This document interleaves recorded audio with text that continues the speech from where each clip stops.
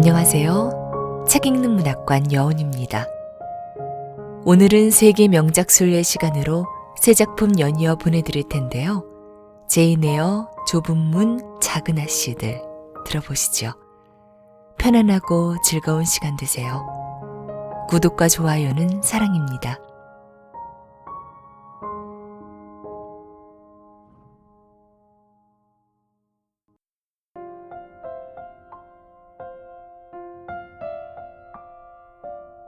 제인 에어, 샬럿 브론테 지음, 나선숙 옮김,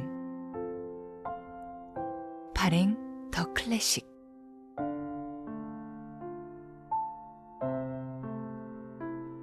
제1장.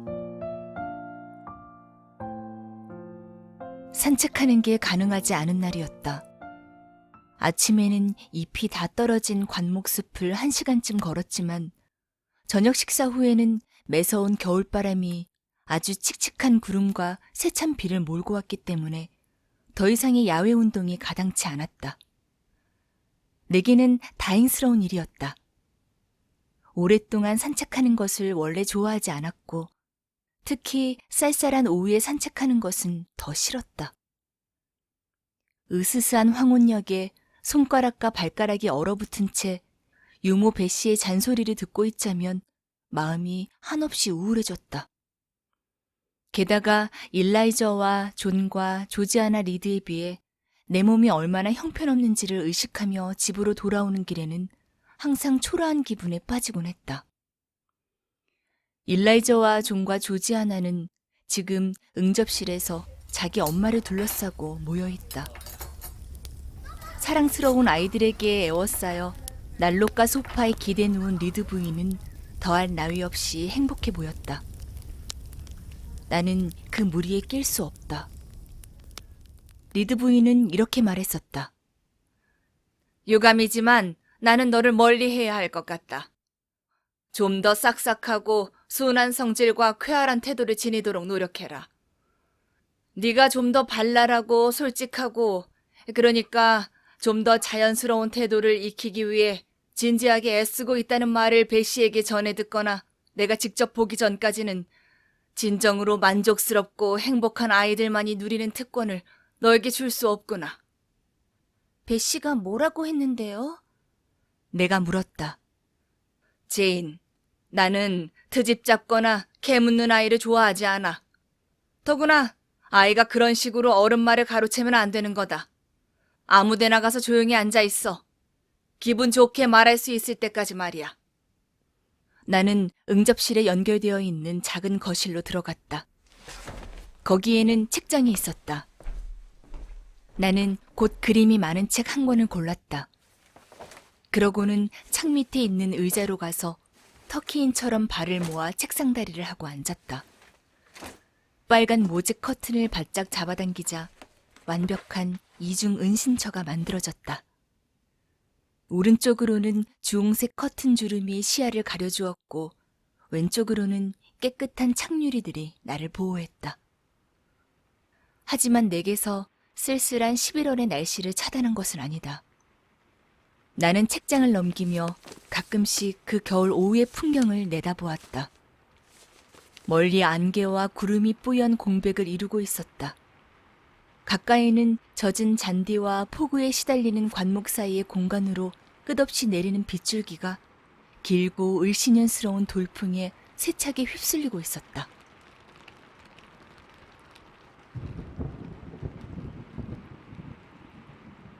나는 책으로 시선을 돌렸다. 비위계 영국 조류사였다. 본문의 설명에는 별로 관심이 가지 않았지만 서론만은 어린 나로서도 무심하게 넘겨버릴 수 없었다. 거기에는 바다새의 서식지들이 적혀 있었다. 그들만이 거주하는 외로운 바위와 벼랑들, 남쪽 끝머리의 린드니스, 또는 네이지에서부터 노스 케이프에 이르기까지 작은 섬들이 산재해 있는 노르웨이 해안. 거대하게 소용돌이 치는 북해가 세상 북쪽에 벌거숭이 슬픈 섬들에 파도치고 대서양의 큰 물결이 폭풍을 치는 헤브리디스 제도에 쏟아진다. 라플란드, 시베리아, 스피츠베르겐, 노바젬블라, 아이슬란드, 그린란드의 황량한 해안들이 나오는 부분도 그냥 지나칠 수 없었다.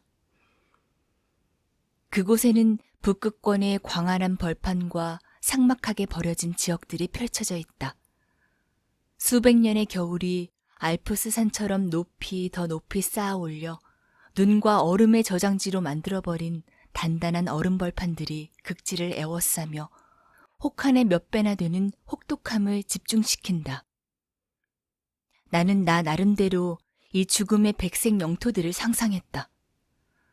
어린아이의 머리에서 어렴풋이 떠도는 알듯 모를 듯한 개념처럼 그것은 흐릿하면서도 묘하게 인상적이었다.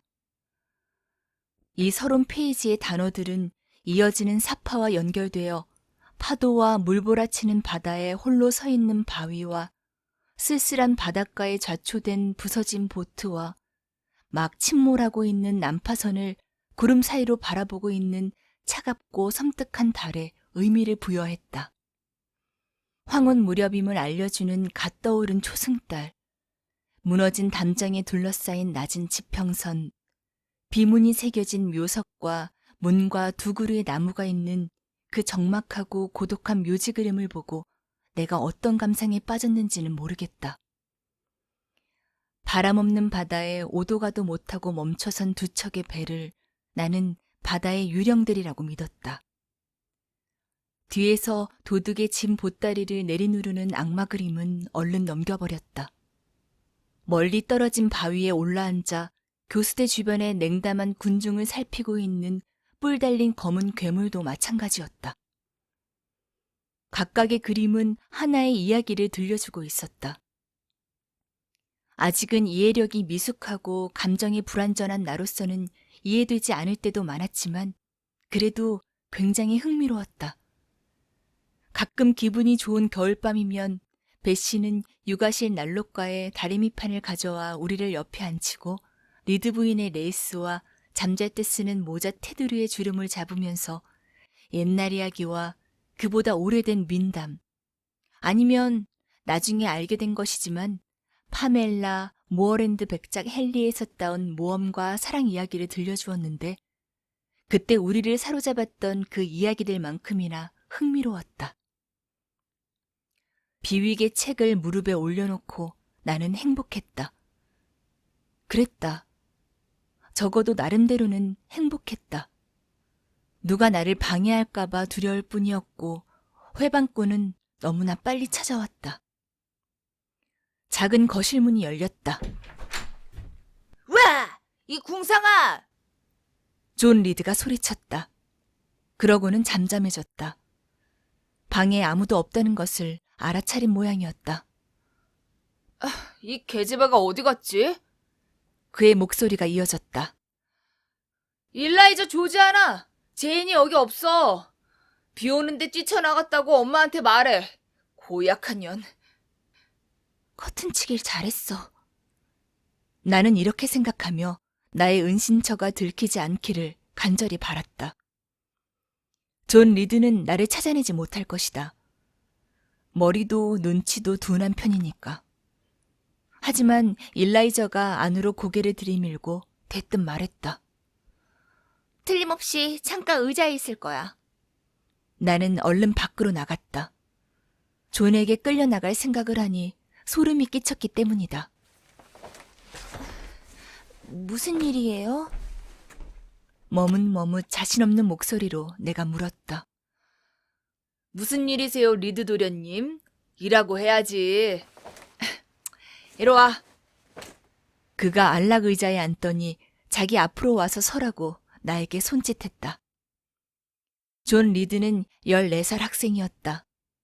내가 겨우 10살이니까 나보다 4살이 많다.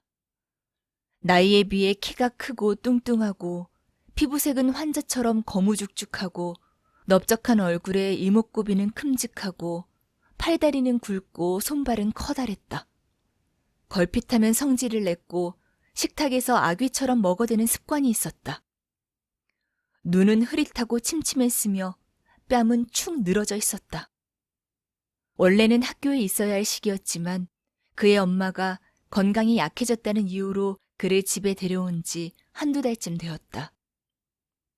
교장인 마일스 씨는 그가 집에서 보내온 케이크와 사탕과자를 덜 먹으면 훨씬 건강해질 거라고 단언했지만 리드 부인은 그 의견이 귀에 거슬렸던지 존의 누르스름한 혈색이 지나친 공부와 집에 대한 향수 때문일 거라며 좀 더 고상한 이유를 갖다 붙였다.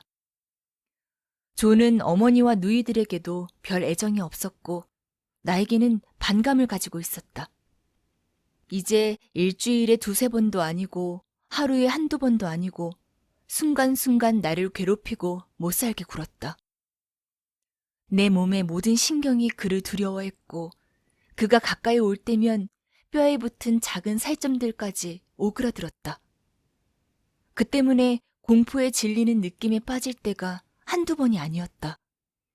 아무리 위협받고 해코지를 당해도 나는 호소할 곳이 없었기 때문이다. 내 편을 들었다간 어린 주인의 심기를 거스를 게 뻔했기 때문에 하인들은 모른 척했고 리드 부인은 그 문제에 관해 눈과 귀를 막아버렸으니까.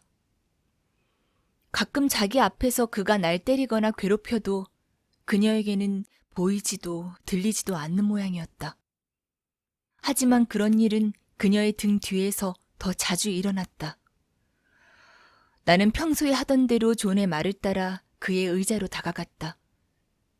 그는 혀뿌리가 상하지 않을 정도로 최대한 혀를 내밀며 3분을 보냈다. 때릴 준비를 하고 있는 것이다. 그의 주먹질을 두려워하며 조만간 공격을 개시해올 그 흉측하고 역겨운 외모를 생각했다. 내 생각이 얼굴에 나타났던 걸까? 벼랑간 아무 말도 없이 그가 나를 힘껏 때렸다.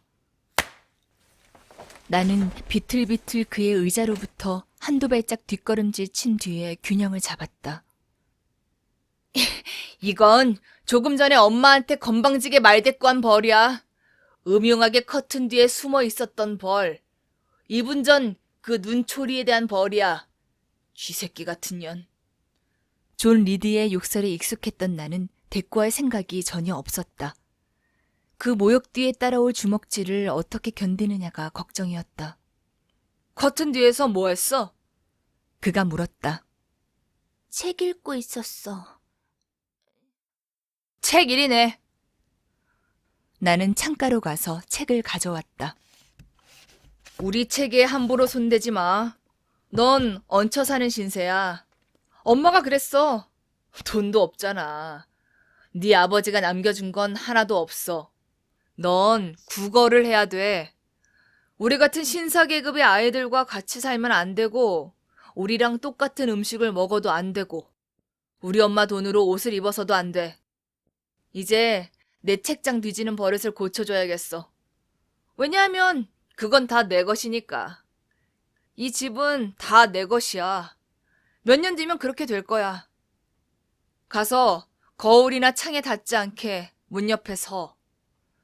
처음에는 그가 무얼 하려는지 몰랐기 때문에 시키는 대로 했지만 책을 들고 일어나 던질 자세를 취하는 그를 보고 나는 비명을 지르며 본능적으로 몸을 피했다. 하지만 그리 빠르지는 못했다. 책이 날아와 나를 때렸다. 나는 쓰러졌고 문에 부딪혀 머리가 찢어졌다. 상처에서 피가 나면서 끔찍하게 아팠다. 공포심이 절정을 넘어서자 다른 감정들이 밀려들었다. 잔인한 악질, 내가 계속해서 말했다.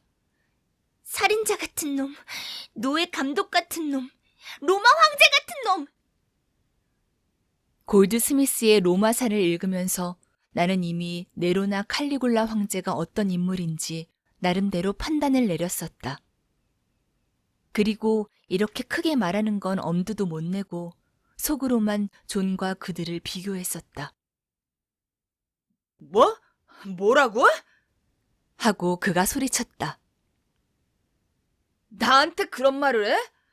너희도 들었지? 일라이저 조지아나. 내가 엄마한테 이르지 않을 줄 알아? 하지만 그보다 먼저 그가 나에게 돌진해왔다. 그가 내 머리채와 어깨를 움켜쥐는 게 느껴졌다. 나도 필사적으로 대응했다. 나는 정말 그에게서 폭군을 보았다. 살인자를 보았다. 내 머리에서 목으로 한두 방울의 피가 흘렀고 얼얼한 통증이 느껴졌다. 이런 감각들이 두려움을 압도하자 나는 미친 듯이 그의 공격을 막아냈다. 내 손으로 무슨 짓을 했는지는 잘 모르겠지만 그가 이년이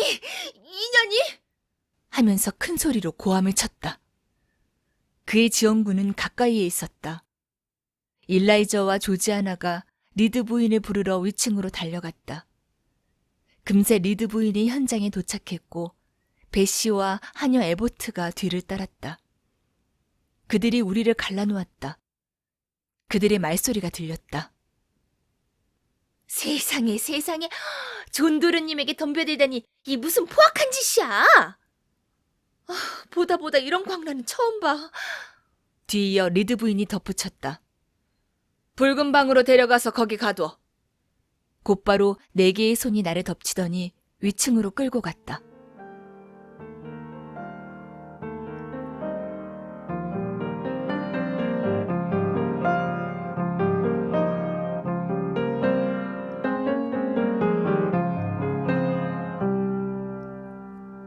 제2장. 끌려가는 내내 저항한 건 그때가 처음이었다. 전부터 나를 별로 좋게 보지 않았던 베시와 에보트는 이 일로 자기들의 생각이 옳았음을 더욱 확신하게 되었을 것이다. 사실 나는 제정신이 아니었다. 아니면 프랑스인들의 표현대로 정신이 나가 있었거나 한순간의 항명으로 낯선 형벌을 받게 됐다는 걸 알게 되자 여느 반항적인 노예처럼 필사적인 심정이 되었다. 갈 때까지 가보자 싶었다. 에보트, 이 아이 팔을 잡아요. 미친 고양이 같아요. 망측해라. 아유, 이게 무슨 꼴이야. 에어양, 은인의 아드님이신 도련님에게 손찌검을 하다니 이 무슨 놀라 자빠질 짓이죠? 어린 주인님한테 감히. 주인님이라니? 그 애가 어떻게 내 주인이야? 내가 하인이란 말이야? 아니요, 하인보다 못하죠. 아무 하는 일 없이 먹고 살잖아요. 자, 앉아서 잘못을 잘 생각해봐요. 이미 그들은 리드 부인이 지시한 방으로 나를 데려와 의자에 눌러 앉히고 있었다. 내가 용수철처럼 발딱 일어나자 2 사람의 손이 얼른 나를 붙잡았다. 베시가 말했다. 가만히 앉아있지 않으면 묶을 거예요? 에보트, 양말 데님을 빌려줘. 내 것은 금방 끊어지고 말 거야. 에보트가 튼튼한 다리에서 필요한 끈을 풀어내려고 돌아섰다. 나를 묶으려는 준비와 거기에 더해질 굴욕을 생각하니 흥분이 조금 가라앉았다. 그거 풀지 마요. 안 움직일게. 나는 얼른 2 손으로 내 몸을 의자에 꽉 붙이며 소리쳤다. 말을 잘 들어야죠. 내가 정말 진정돼 가고 있다는 것을 확인하자 베시는 이렇게 말하며 나에게서 손을 풀었다. 그 뒤에 베시와 에보트는 팔짱을 끼고 서서 내가 정말 제정신인지 확인하려는 듯 험악하고 의심스러운 표정으로 내 얼굴을 쳐다보았다. 전에는 한 번도 이런 적이 없었는데. 마침내 베시가 하녀 쪽으로 돌아서며 말했다. 하지만 저런 성질은 항상 숨어 있었어요. 이 아이에 대해서는 전에도 여러 번 마님께 말씀드렸고 마님도 수긍하셨어요. 조그만 게 아주 앙큼해요. 저 나이에 이렇게 숨기는 게 많다니. 하녀의 대답이었다. 베시는 대답하지 않았지만 얼마 뒤에 나에게 말했다. 리드 부인에게 신세 지고 있다는 걸 잊으시면 안 돼요, 아가씨. 마님이 키워주시잖아요. 그분이 싫다고 하면 구빈원에 갈 수밖에 없는 거예요. 할 말이 없었다. 처음 듣는 말도 아니었다.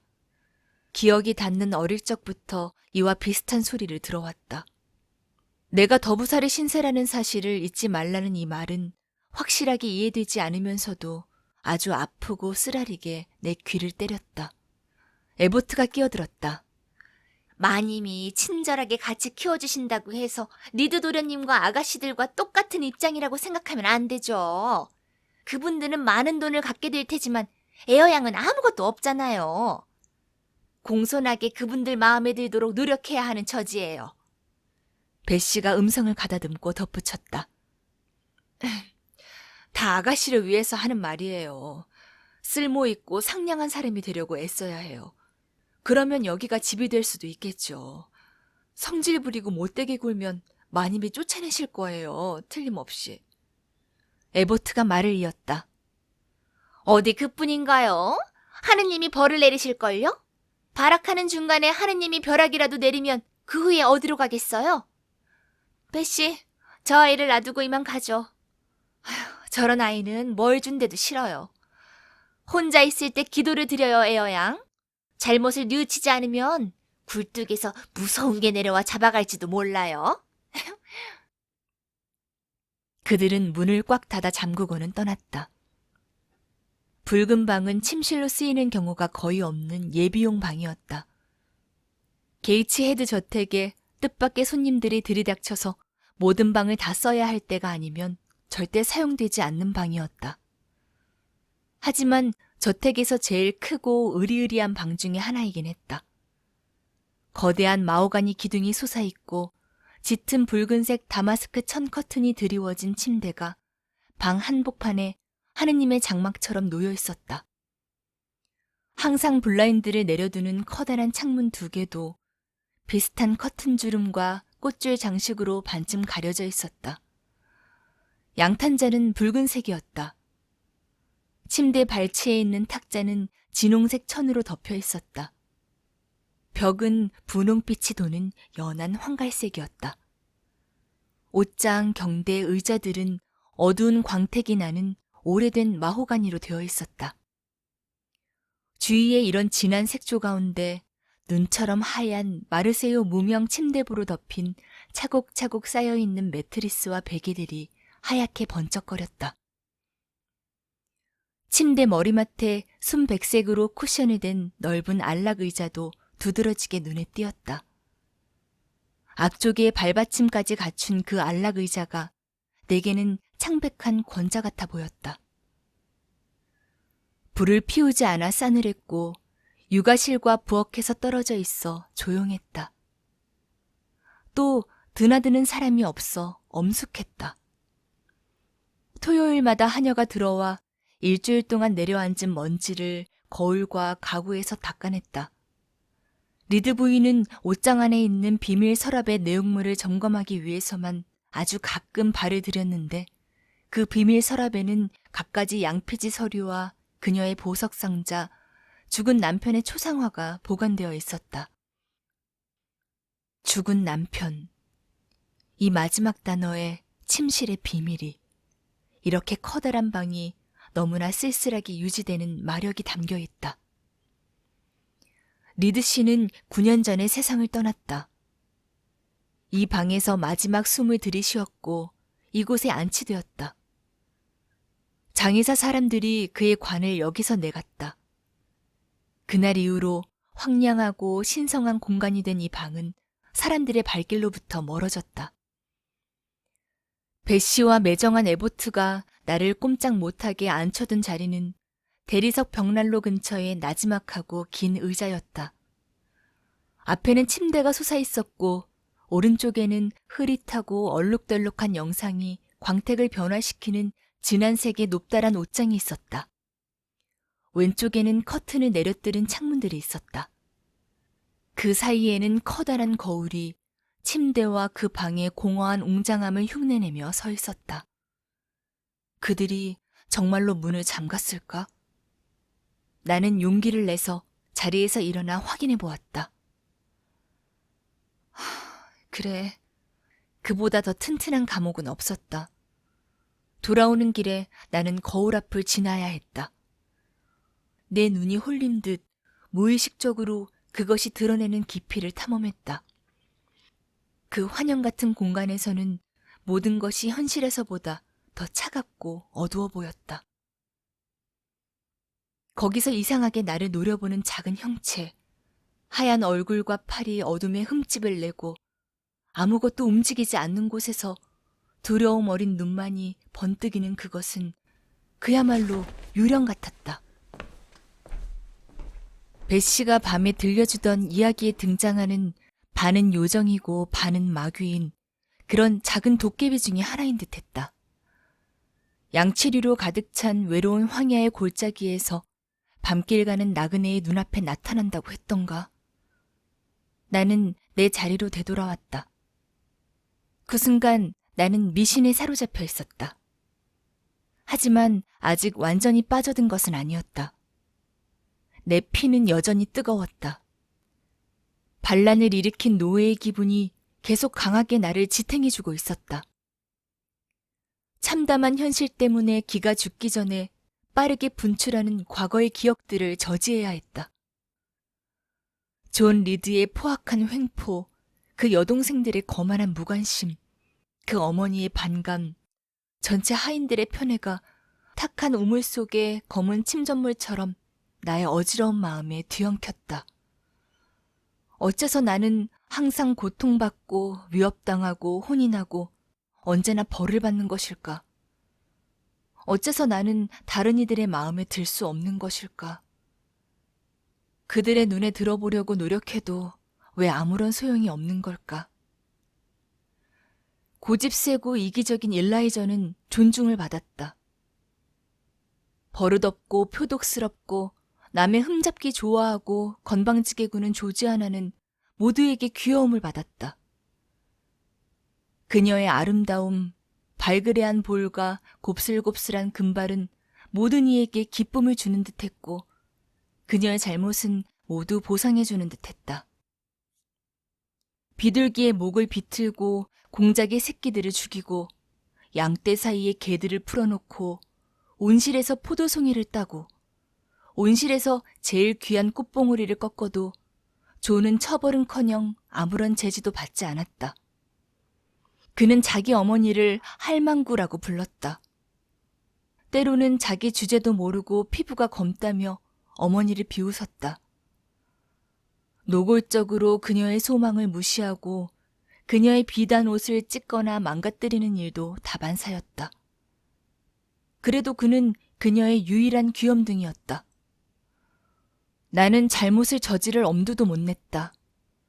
의무를 다하려고 아무리 애써도 나는 아침부터 낮까지, 낮부터 저녁까지 버릇없고 성가시고 부르퉁하고 음흉하다고 욕을 먹었다. 아까 얻어맞고 넘어지면서 생긴 상처에서 피가 흐르고 머리가 계속 지끈거렸다. 이유 없이 나를 때린 조는 아무도 나무라지 않았고 더 이상 부당하게 맞지 않으려고 대항한 나에게만 비난이 쏟아졌다. 불공평해. 불공평해. 괴로운 자극으로 인해 잠시 힘을 얻은 나의 이성이 말했다. 흥분 상태가 된 결단력 역시 참을 수 없는 억압으로부터 벗어날 수 있는 묘한 편법을 부추겼다. 이 집에서 도망치거나 그게 안 되면 음식이나 물 한 방울 입에 대지 말고 죽어버리라고. 그 쓸쓸한 오후에 나의 영혼이 얼마나 놀랐던가. 나의 머리가 어떠한 경랑에 휩싸이고 나의 가슴이 어떠한 폭동을 일으켰던가. 하지만 그 정신적 투쟁은 너무도 어둡고 캄캄한 무지 속에서 행해졌다. 나는 끝없이 이어지는 내면의 질문에 대답할 수 없었다. 나는 왜 이렇게 고통받아야 하는가? 몇 년의 세월이 지났는지는 말하지 않겠지만 한참이 지난 지금은 그 이유를 확실히 알고 있다. 나는 게이츠헤드 저택에서 하나의 외딴 섬이었다. 그곳에 누구와도 같지 않았다. 리드 부인이나 그 자식들이나 그녀가 선택한 하인들 누구와도 들어맞는 점이 없었다. 그들이 나를 사랑하지 않았으므로 나 역시 그들을 전혀 사랑하지 않았다. 그들은 자기들과 맞지 않는 사람을 사랑으로 대할 의무가 없었다. 나는 성질이나 능력이나 기호 면에서 그들과 반대되는 이질적인 존재였다. 그들의 이익에 도움이 되지도 않고 즐거움을 더해주지도 못하는 쓸모없는 존재였다. 그들의 심판을 경멸하고 그들의 취급에 분개하는 병균을 품고 있는 해로운 존재였다. 내가 명랑하고 밝고 경솔하고 깐깐하고 예쁘고 까불거리는 아이였다면 내가 아무리 의지할 데 없는 고아에 얹혀 사는 신세라 해도 리드 부인은 좀 더 자기 만족을 느끼며 나를 참아주었을 것이다. 그녀의 아이들도 조금쯤 동정을 베풀며 친절하게 대해주었을 것이다. 하인들도 나를 육아실의 희생양으로 삼으려고만 하지는 않았을 것이다. 붉은 방에서 빛이 사라지기 시작했다. 4시가 지나 흐려진 오후는 적막한 황혼으로 저물어갔다. 여전히 줄기차게 계단 창을 때리는 빗소리와 저택 뒤쪽의 작은 숲에서 아우성치는 바람소리가 들렸다. 내 몸은 차츰 돌처럼 차가워졌고 나의 용기도 사라졌다. 나에게 늘 따라붙는 수치심, 자기회의, 절망적인 우울함이 꺼져가는 분노의 재에 찬물을 끼얹었다. 다들 나더러 못된 아이라고 했고 어쩌면 그 말이 맞을지 모른다. 굶어 죽으려고 하다니 내가 무슨 생각을 한 것인가. 그런 생각은 분명 죄악이었다. 게다가 내가 죽을 수나 있을까? 아니면 게이츠헤드 교회 성단소 아래의 지하묘지가 매혹적인 곳이라도 된다는 건가? 그런 묘지에 리드 외삼촌이 묻혀있다는 말을 들은 적이 있다. 생각이 외삼촌에게로까지 이어지자 나는 점점 두려운 생각에 빠져들었다. 기억은 잘 안 나지만 그분이 나의 외삼촌, 즉 엄마의 오빠이고 어렸을 때 고아가 된 나를 자기 집으로 데려왔고 숨을 거두는 마지막 순간까지도 리드 부인에게 나를 자식처럼 키우고 건사하겠다는 약속을 받아냈다는 건 알고 있다. 리드 부인은 아마 자신이 약속을 지켰다고 생각할 것이다. 그녀의 천성이 허용하는 한에서는 약속을 지켰다고 할 수도 있다. 하지만 자기 집안 사람도 아니고 남편이 죽은 뒤에 어떤 끈으로도 연결되지 않은 친입자를 그녀가 어떻게 진심으로 좋아할 수 있겠는가. 사랑할 수 없는 이상한 아이에게 부모 노릇을 해주기로 한 서약에 묶여버린 자신의 처지와 영 마음에 안 드는 이방인이 자기 집에 버티고 있는 모습을 보는 것이 지긋지긋할 게 틀림없었다. 괴상한 생각이 밀려들었다. 리드 외삼촌이 살아계셨다면 나에게 친절하게 대해줬을 거라는 점은 전혀 의심하지 않았다. 하얀 침대와 빛을 잃은 벽들을 바라보며 또 가끔씩 희미하게 빛나는 거울 쪽으로 홀린 듯이 시선을 돌리며 앉아있자니 죽은 사람들에 대해 들었던 이야기가 떠오르기 시작했다. 마지막 소망이 이루어지지 않으면 무덤에서도 잠을 이루지 못하고 다시 땅으로 나와 거짓 맹세한 자를 벌하고 학대받는 이들의 원수를 갚아준다던데. 누이의 자식이 당하는 고통의 원통함을 느낀 리드 외삼촌의 영혼이 교회 지하 묘지에서든 망자가 사는 미지의 세계에서든 그 주거지를 떠나 이방 내 앞에 나타날 것만 같았다. 내가 드러내는 격한 슬픔의 표시가 나를 위로하려는 초자연적인 목소리를 깨우거나 묘한 연민으로 나를 굽어보는 후광 어린 얼굴을 어둠 속으로 불러낼까봐 겁이 나서 나는 눈물을 닦고 울음을 참았다. 이론적으로는 위로가 되겠지만 현실로 나타난다면 정말 끔찍할 것 같았다. 있는 힘을 다해서 그런 생각을 억누르려고 애썼다. 굳건해지려고 노력했다. 눈에서 머리카락을 털어내며 고개를 들어 어두운 방을 담대하게 둘러보았다. 그 순간 벽에 한 줄기 빛이 번뜩였다. 블라인드 틈으로 스며드는 달빛일까? 아니, 달빛은 움직이지 않는다. 하지만 그건 움직였다. 내가 보고 있는 동안에도 그 빛은 천장으로 올라와 내 머리 위에서 흔들렸다. 지금이라면 그 빛이 필시 잔디를 건너가는 사람의 손에 들린 초롱불빛일 거라는 걸 얼마든지 짐작할 수 있겠지만 그때 내 마음은 공포를 느낄 준비가 되어 있었고 나의 신경들은 예민하게 떨리고 있었다. 나는 빠르게 날아가는 그 빛이 또 다른 세계에서 다가오는 망령의 전조라고 생각했다. 가슴이 심하게 쿵쾅거리고 머리에 열이 올랐다. 날갯짓 같은 소리가 내 귀를 채웠다. 뭔가가 나에게 다가오는 듯했다. 가슴이 답답해지고 숨이 막혔다. 인내심이 무너져 내렸다. 나는 문으로 달려가 있는 힘을 다해 자물쇠를 흔들었다. 바깥 복도에서 발자국들이 달려왔다. 열쇠가 돌아가고 배시와 에버트가 들어왔다. 에어양, 어디 아파요? 배시가 말했다. 왜 이리 시끄러워요? 머리가 쪼개질 것 같잖아. 에버트가 소리쳤다. 나가게 해줘. 육아실로 데려가줘. 내가 외쳤다. 왜 그러는데요? 다쳤어요? 뭐라도 봤어요? 다시 배시가 다그쳤다. 어떤 빛을 봤어. 유령이 오는 것 같았어.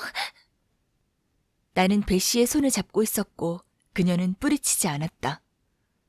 일부러 비명을 지른 거예요. 에버트가 넌더리가 난다는 듯이 말하고는 덧붙였다. 세상에, 그 비명 소리라니. 크게 아픈 데라도 있다면 참아주겠지만 이 아이는 우리를 불러들이려고 했던 거라고요. 그 버릇없는 술수에 대해서는 익히 알고 있지. 무슨 소란이야? 또 다른 목소리가 엄하게 다그쳤다. 리드 부인이 모자주름을 펄럭이며 가운을 요란하게 바스락거리며 다가왔다. 에보트, 배시, 내가 직접 데리고 나올 때까지 제인 에어를 붉은 방에 가둬놓으라고 지시했을 텐데. 제인 양이 너무 크게 소리를 질러서요, 마님. 배시가 변명했다. 내버려둬. 그게 다였다. 그러고는 나를 향해 말했다. 얘야, 배시의 손을 놔라. 이런 장꾀는 통하지 않아, 절대로. 난 교활한 건 질색이야. 특히나 아이들이 그러는 건. 속임수가 통하지 않는다는 걸 너에게 가르쳐주는 게 나의 의무야. 1시간 더 여기에 있어. 아주 다소곳하고 조용해지면 그때 꺼내주마. 외숙모, 불쌍히 여겨주세요. 용서해주세요. 도저히 못 견디겠어요. 다른 벌을 받을게요. 죽을 것 같아요. 조용히 해. 이렇게 사납게 구는 건 더더욱 못 봐주겠다. 그녀는 그렇게 느꼈음에 틀림없다. 그녀의 눈에 비친 나는 조숙한 여배우였다. 그녀는 진심으로 나를 유해한 격정의 호남물, 상스러운 영혼, 위험한 이중인격자로 바라보았다. 배시와 에버트가 물러가고 이제 나의 고통스러운 광란과 격한 흐느낌에 짜증스러워진 리드 부인은 더 이상 아무 말 않고 나를 불쑥 안으로 밀어넣고는 문을 잠갔다. 멀어지는 그녀의 발소리가 들렸다. 그녀가 떠난 직후 나는 발작을 일으켰던 것 같다. 무의식이 나를 덮쳤다.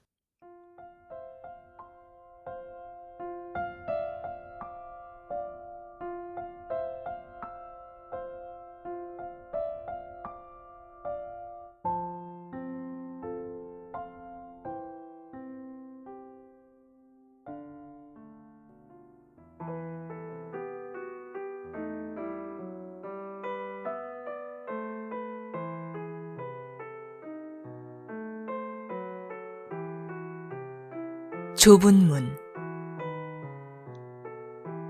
앙드레지드 지음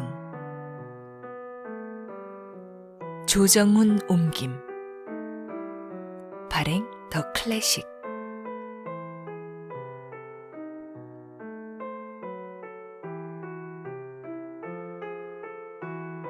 좁은 문으로 들어가기를 힘쓰라. 누가복음 13장 24절. 다른 사람이라면 이 이야기로 책 한 권을 썼을지도 모른다. 하지만 나는 지금 이야기하고자 하는 일을 겪은 것만으로도 힘들었고 좋게 지쳐버렸다. 이제 나는 아주 간단하게 내가 기억하는 것들만을 기록하려 한다. 행여 그 기억들이 군데군데 찢겨 나갔다 하더라도 그것을 되살리거나 없는 이야기로 덧붙이지 않을 것이다. 이 이야기를 추억함으로써 얻을 수 있는 내 마지막 즐거움마저 방해받을 수 없기 때문이다. 나는 채 12살이 되기도 전에 아버지를 여의었다. 아버지가 의사로 일하셨던 르아부르에서 더 이상 살 이유가 없었던 어머니는 내가 더 좋은 교육을 받을 수 있으리라는 기대로 파리에서 살기로 결심하셨다. 어머니는 릭상부르 공원 근처에 조그만 집을 얻었고 미스 애슈버턴이 우리와 함께 살게 되었다. 가족이 전혀 없었던 미스 플로라 애슈버턴은 과거 어머니의 가정교사였다가 말동무였다가 마침내 친구가 되었다. 나는 이렇게 온화하면서도 슬퍼 보이는 두 여인 밑에서 자라게 되었는데 두 사람을 추억할 때마다 상복을 입은 모습이 떠오르곤 한다. 아버지가 돌아가시고 한참 후의 일로 기억되는데 하루는 어머니가 아침에 쓰던 본인 모자에 검은 리본 대신 엷은 보라색 리본을 바꿔단 적이 있다. 아, 엄마. 그 색깔은 엄마하고 안 어울려요. 내가 소리치자 어머니는 다음날 검은색 리본으로 바꿔 달았다. 나는 무척 몸이 약했다. 어머니와 미스 애슈버턴은 내가 피곤해지지 않도록 온갖 신경을 다 써야 했다. 그럼에도 내가 게으르지 않을 수 있었던 것은 공부에 무척 흥미를 가지고 있었기 때문이다. 날씨가 화창해지기 시작할 즈음이면 두 여인은 내 얼굴을 낯빛으로 만드는 이 도시를 떠나자며 부산을 떨었고 결국 6월 중순이면 우리는 르아부르 인근의 퐁게즈마르로 떠났다. 비콜랭 외삼촌이 매 여름마다 우리를 그곳에 초대해 주었기 때문이다. 노르망디의 여느 정원들과 별다를 것 없는 그리 크지도 아름답지도 않은 정원이 딸린 외삼촌 댁 저택은 하얀색 3층 건물로 18세기에 지어진 흔한 시골 별장이었다. 동쪽으로 정원을 바라보며 20개 남짓의 커다란 창이 나 있고 건물 뒤편으로 그 정도 크기의 창문들이 있었지만 양 측면에는 창이 없었다. 창문마다 여러 개의 작은 유리들이 끼워져 있었는데 그중 갈아 끼운 지 얼마 안 되는 몇 개는 푸르스름하게 흐린 빛을 띤 낡은 유리들 사이에서 유난히 투명해 보였다. 어떤 유리엔 어른들이 방울이라고 부르는 거품 자국이 나 있었는데 이를 통해 밖을 내다보면 나무가 뒤틀려 보이고 지나가던 우편 배달부가 갑자기 곱사등이처럼 변하기도 했다. 직사각형 정원은 사방이 담으로 둘러쳐져 있었다. 저택 앞 정원은 꽤나 넓게 푸른 잔디가 펼쳐져 있었고 그 둘레로 모래와 자갈을 깐 길이 나 있었다. 그 옆 담장은 길게 늘어선 너도밤나무 가로수길을 경계로 이웃하고 있는 주변 농가의 앞마당이 훤히 보일 만치 낮았다. 서쪽을 향해 난 건물 뒤쪽 정원의 경관은 더 운치가 있었다. 남쪽 지방의 과실수들로 이루어진 울타리 앞쪽에 꽃들이 만발한 오솔길이 하나 있었는데 포르투갈산 개수나무들과 다른 나무들이 빽빽히 장막을 쳐준 덕분에 바닷바람을 막아주었다. 또 다른 오솔길 하나는 북쪽 담장을 따라 길게 이어지며 나뭇가지들 사이로 사라졌다. 내 사촌들은 이곳을 검은 오솔길이라 부르며 어둠이 내리고 난 뒤에는 선뜻 들어서려 하지 않았다. 이 두 개의 오솔길을 따라가면 채소밭이 나타나고 거기서 계단 몇 개를 내려서면 다시 아래쪽으로 정원이 이어졌다. 채소밭 안쪽 깊숙이 세워진 담장에는 작은 비밀의 문이 뚫려 있었다. 그리고 담장 너머엔 너도밤나무가 좌우로 늘어선 가로수길이 나 있고 그 길이 끝나면 잠목림이 나타났다. 서쪽 현관 계단에서 바라보면 잠목림 아래로 펼쳐진 들판에 수확한 낯가리들이 가득 쌓여 있어 절로 감탄이 흘러나왔다. 지평선 위로 그리 멀지 않은 곳에는 작은 마을 교회가 서 있었는데 저녁 무렵 바람이 잔잔해지면 집집마다 연기가 피어오르곤 했다. 날씨가 좋은 여름날 저녁이면 우리는 식사를 마치고 아래 정원으로 내려가곤 했다. 작은 비밀문을 통해 밖으로 나가면 그 일대가 훤히 내려다 보이는 큰 길가에 벤치가 있었다. 바로 이 폐광된 이회암 채굴장의 초가지붕 근처 벤치 위에 외삼촌과 어머니 그리고 미스 애슈버턴이 앉아있곤 했다. 우리 앞쪽 작은 계곡에는 안개가 피어오르고 멀리 숲 위의 하늘은 황금빛으로 물들고 있었다. 우리는 이미 어두워진 정원 깊숙한 곳에서 늦게까지 시간을 보내곤 했다. 돌아오면 우리와 산책을 함께 나가는 일이 없는 외숙모가 거실에 앉아 있었다. 아이들에겐 그것으로 하루가 끝나야 했지만 우린 종종 자지 않고 방에서 책을 읽었고 시간이 더 늦어지면 어른들이 계단을 올라가는 소리를 듣기도 했다. 정원에서 지내지 않을 때는 대부분의 시간을 공부방에서 보냈다. 외삼촌의 서재에 초등학생용 책상 몇 개를 가져다 놓은 방이었다. 나와 사촌 로베르가 나란히 앉아서 공부했고 그 뒤로 줄리에트와 알리사가 앉았다. 알리사는 나보다 2살 더 많았고 줄리에트는 나보다 1살 어렸다. 그리고 로베르는 우리 중 가장 어렸다. 나는 어린 시절의 추억들을 기술하려는 것이 아니기에 지금부터 하려고 하는 이야기와 관련된 부분만을 언급하려 한다. 이야기는 아버지가 돌아가신 그 해부터 시작된다. 가족의 죽음으로 마음에 동요가 있었던 탓인지 아니면 어머니의 슬픔을 지켜보아야 했기 때문에 새로운 감정이 싹 텄는지 나는 또래보다 일찍 철이 들었다. 그의 퐁기즈마르에 갔을 때 줄리에트와 로베르는 더 어리게 보였지만 알리사를 보면서 우리 둘은 더 이상 어린아이가 아니라는 걸 느낄 수 있었다. 그렇다. 아버지가 돌아가시던 바로 그 해였다. 내 기억을 확신하는 이유는 우리가 도착하자마자 어머니와 미스 애슈버턴이 나눈 대화 때문이다. 어쩌다 불쑥 두 분이 대화를 나누고 있는 방으로 들어가게 되었는데 마침 외숙모 이야기를 하고 있었다. 어머니는 외숙모가 상복을 입지 않았거나 혹은 일찍 벗은 것에 대해 화를 내고 계셨다. 사실 내게 비콜랭 외숙모가 상복을 입는다는 것은 우리 어머니가 밝은색 옷을 입는 것만큼이나 상상하기 어려운 일이다.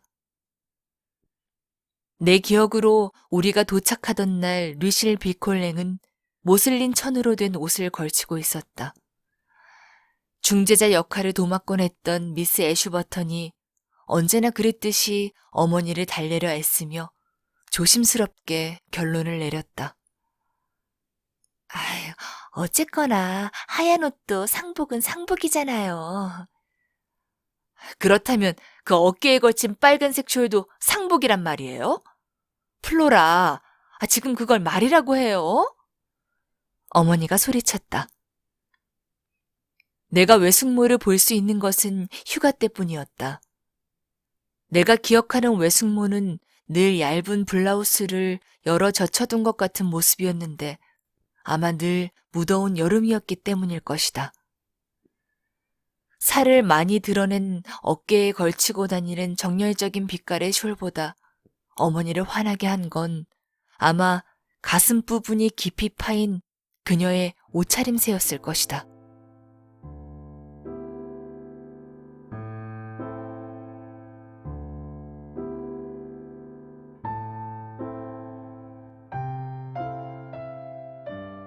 루실 비콜랭은 상당한 미인이었다. 내가 보관하고 있는 외숙모의 작은 초상화는 당시 그녀의 모습을 잘 보여주고 있다. 딸들과 함께 있으면 큰언니로 보일 만큼 젊어 보였는데 평소 습관대로 비스듬히 앉아 교태를 부리듯 왼손 새끼손가락을 살짝 구부린 채 턱을 괴고 있다. 성긴 헤어네트로 묶은 그녀의 곱슬곱슬한 머리가 목덜미 위로 반쯤 드리워져 있고 깊이 팬 블라우스 위로 검정 벨벳 끈이 달린 이탈리아식 모자이크 펜던트가 느슨하게 늘어져 있다. 커다란 매듭을 늘어뜨린 검정색 벨벳 허리띠며 의자 등받이만큼이나 넓은 챙이 살랑거리는 밀짚 모자는 그녀를 더욱 앳돼 보이게 했다. 사진 속 늘어뜨린 그녀의 오른손에는 책이 덮여진 채 들려있다. 루실 비콜랭은 식민지 출신이었다. 부모가 누군지 모르거나 아주 어려서 부모를 여의었을 것이다. 훗날 어머니에게서 들은 바로는 고아로 버려진 그녀를 아이가 없던 보티에 목사 부부가 맡아 기르게 되었고 마르티니크를 떠날 때 비콜랭가가 살고 있던 르아브르로 그녀를 함께 데려왔다고 한다. 보티에가와 비콜랭가는 자주 왕래하며 지냈다. 당시 외국 은행에 근무하던 외삼촌이 어린 루시를 처음 본 것은 집으로 돌아온 후, 그러니까 루실이 르아브르에 온 지 3년째 되던 해였다. 외삼촌은 루시를 보고 한눈에 반해 바로 청혼했고 그로 인해 나의 외할아버지와 외할머니는 물론 나의 어머니까지 큰 슬픔이 빠졌다고 한다.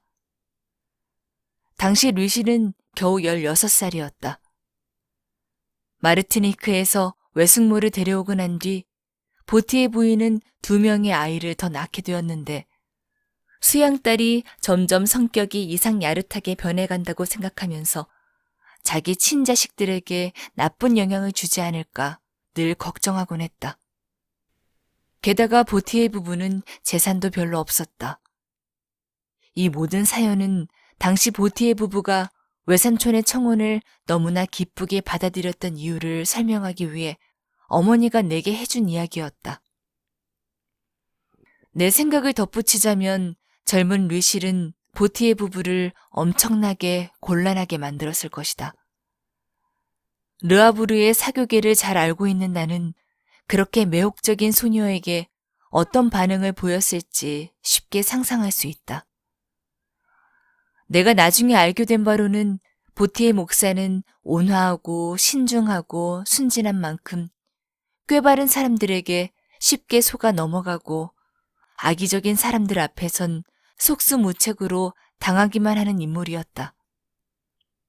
이렇게 선량한 사람은 늘 궁지에 몰리기 마련이다. 보티의 부인에 대해서는 할 말이 별로 없다. 그녀가 나중에 내 친구가 된 4번째 아이를 해산하다가 죽었기 때문이다.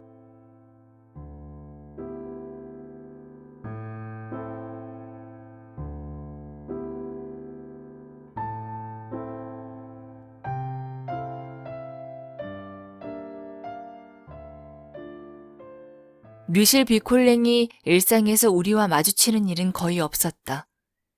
그녀는 점심때가 지나서야 방에서 내려왔고 곧장 소파나 해먹에 누워 저녁까지 시간을 보내다가 기운 없이 일어나곤 했다. 그녀는 땀이 난 이마를 닦으려는 듯 가끔씩 이마 위에 손수건을 갖다 대곤 했지만 실제 이마는 언제나 말라 있었다. 하지만 손수건의 세련됨과 꽃보다는 과일향에 가까운 냄새는 감탄을 자아내곤 했다. 외숙모는 온갖 장식품들이 주렁주렁한 시계줄에서 반짝이는 은뚜껑이 달린 작은 거울을 허리춤에서 꺼내곤 했다. 이 작은 거울을 보며 그녀는 손가락에 입술을 대고 침을 묻혀 눈가를 적시곤 했다. 언제나 손에 책을 들고 있었지만 그 책을 펼친 적은 거의 없었다. 책 사이에는 바다거북 등껍질로 만든 책갈피가 끼워져 있었다. 행여 누군가 곁으로 다가가도 늘 자신만의 몽상에 빠져 있던 그녀는 시선 한번 돌리는 일이 없었다. 가끔씩 부주의나 졸음 때문에 그녀의 손이나 소파 팔걸이 또는 치마폭에서 손수건이나 책 아니면 꽃송이 몇 개나 책갈피 등이 떨어질 때도 있었다. 하루는 내가 떨어진 책을 주워주다가 그것이 시집인 걸 알고 얼굴을 붉힌 적도 있었다. 저녁을 먹은 뒤에도 루실 비콜랭은 가족들이 모여있는 테이블에 합석하지 않았다. 대신 피아노 앞에 앉아 쇼팽의 느린 마주르카를 흥에 겨운 듯 연주하곤 했는데 이따금 박자를 무시하고 한 화음을 길게 누른 상태로 계속 머무를 때도 있었다.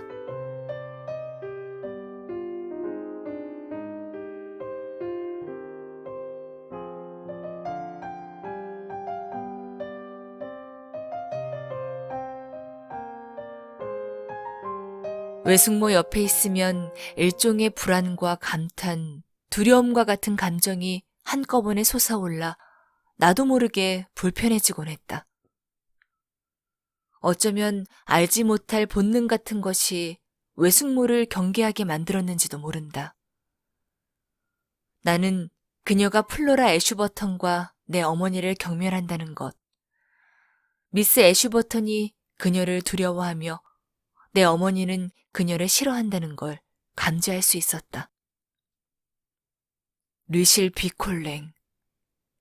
이제 나는 더 이상 당신을 원망하지 않으며 당신이 행했던 많은 악행을 순간이나마 잊고 적어도 분노의 감정 없이 당신에 대해서 이야기해 보려 합니다.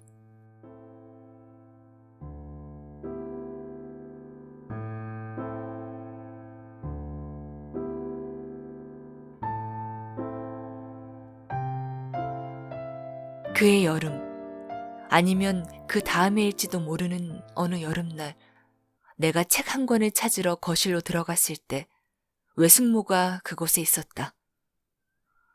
나는 곧장 뒤돌아 나가려고 했는데 여느 때 같았으면 본체만체 했을 그녀가 그날따라 날 불러 세웠다. 왜 그리 급히 나가려는 거니? 제롬, 넌 내가 무섭니? 나는 콩닥콩닥 뛰는 가슴으로 외숙모 곁에 다가갔고 그녀를 향해 애써 미소를 지으며 손을 내밀었다. 그녀는 한 손으론 내가 내민 손을 잡아쥐고 다른 한 손으로는 내 볼을 쓰다듬었다. 아, 불쌍하기도 하지. 네 엄만 어쩜 이리도 옷을 못 입힌다니?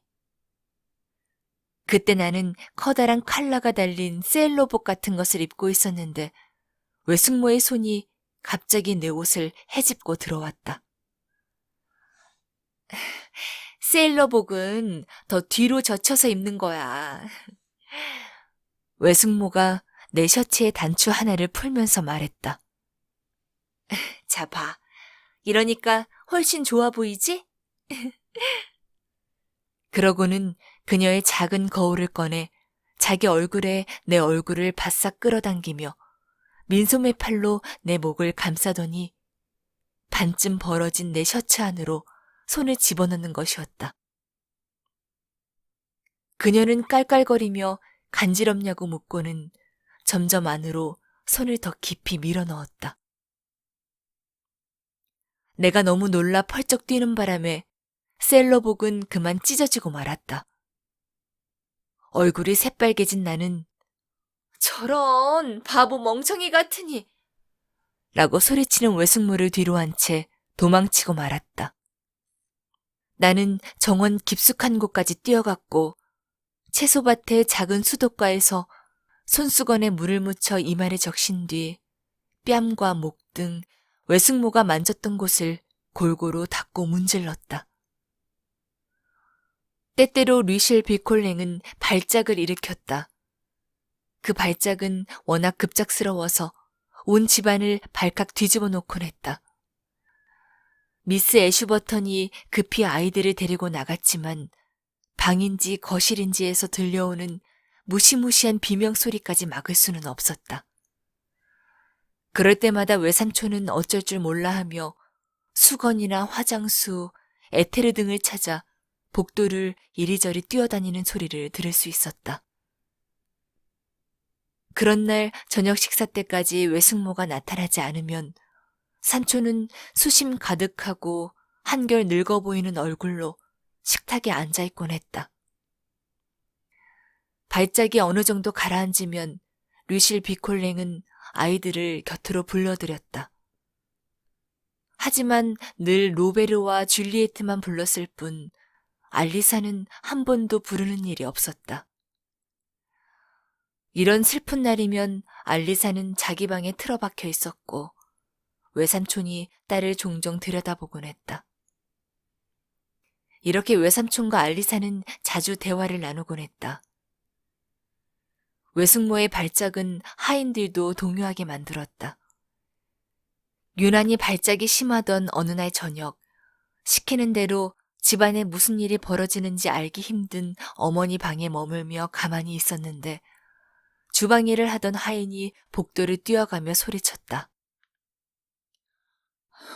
주인님, 빨리 내려오세요. 마님께서 돌아가시려고 해요. 어머니는 급히 알리사의 방에 있던 외삼촌을 부르러 나갔다. 15분쯤 후 두 분은 내가 있던 방 앞을 지나갔고 열린 창문을 통해 무심코 하는 대화 소리가 들려왔다.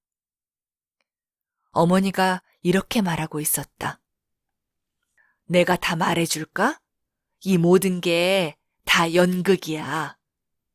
그리고 어머니는 연극이라는 음절을 또박또박 끊어 여러 번 되풀이했다.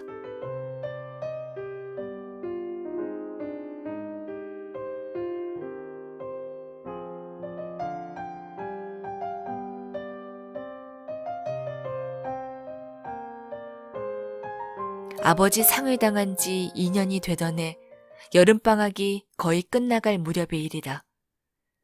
이후로 나는 더 이상 외숙모를 볼 일이 없게 되었다.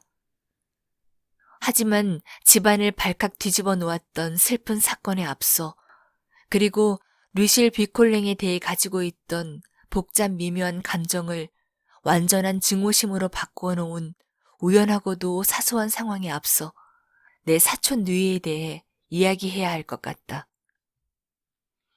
알리사 비콜랭이 그토록 예쁘다는 걸 미처 깨닫지 못하고 있던 나는 단순한 아름다움과는 전혀 다른 그녀의 매력에 점점 끌리고 사로잡히게 되었다. 확실히 알리사는 그녀의 어머니를 많이 닮아 있었다. 하지만 알리사의 눈빛이 어머니와는 너무나 달랐기 때문에 두 모녀가 닮았다는 걸 나는 한참 후에야 알게 되었다. 지금도 나는 알리사의 얼굴 모습을 자세히 설명할 수 없다. 얼굴선이 어땠는지, 눈동자가 무슨 색이었는지도. 기억나는 것은 알리사의 미소에 서려 있던 슬픈 표정과 크고 동그란 눈에서 한참 올라간 곳에 있던 반원 모양의 눈썹선 뿐이다. 그런 눈썹은 어디에서도 본 적이 없기에. 혹시 단테가 살던 시대 피렌체의 작은 입상에서나 볼 수 있었을까? 어린 시절의 베아트리체가 그녀와 같이 커다란 활 모양의 눈썹을 가졌을 거라고 나는 상상하곤 했다. 그 눈썹은 그녀의 시선과 전체적인 모습을 근심과 동시에 확신에 찬 질문을 던지는 듯한 표정으로 만들어 주었다. 그렇다. 그것은 뭔가를 열정적으로 물어보는 듯한 표정이었다. 그녀에게는 모든 것이 질문이고 기다림이었다. 이제부터 그 물음이 어떻게 날 사로잡았으며 내 삶을 어떻게 이끌었는지 이야기해 보려고 한다. 어떻게 보면 더 예쁜 것은 줄리에트 쪽이었다. 그녀에게선 늘 쾌활함과 건강함이 흘러나왔다. 하지만 그녀의 아름다움은 언니의 우아함에 비한다면 표면적이고 한순간에 발산되는 성질의 것이었다. 반면 또 다른 사촌인 로베르는 그저 내 나이 또래의 별 특징 없는 평범한 소년이었다. 줄리에트나 로베르와 주로 어울려 놀았다면 알리사와는 대화를 나눈 편이었다. 알리사는 우리와 함께 놀지 않았다. 아무리 오래전 일까지 기억해 보려고 해도 알리사에게서 떠오르는 것은 진지하고 부드러운 미소를 머금은 채 생각에 잠긴 모습뿐이다. 우리가 무슨 대화를 나누었을까? 대체 두 어린아이가 무슨 이야기를 나눌 수 있었을까? 이제 그에 대한 이야기를 하겠지만 그보다 먼저 외숙모에 대한 이야기를 마무리해야 할 것 같다. 다시는 외숙모 이야기를 하지 않도록.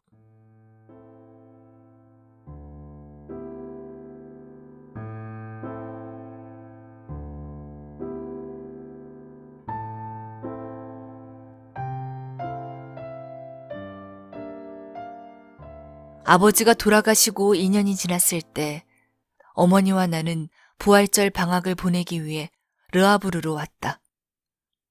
우리는 시내에 있던 비콜랭 삼촌의 집 대신 그보다 훨씬 넓은 큰 이모 집에서 머물렀다. 그동안 거의 만나볼 기회가 없던 플랑티의 이모는 오래전 과부가 된 처지였다. 겨우 얼굴이나 알아볼 수 있었던 그 집 사촌들은 나보다 나이도 훨씬 많고 성격도 달랐다. 르아브르에서 플랑티의 댁이라 불리던 이모 집은 시내 중심이 아니라 시내 전체를 내려다보고 있는 소위 비탈길이라 불리던 언덕 중간쯤에 자리하고 있었다.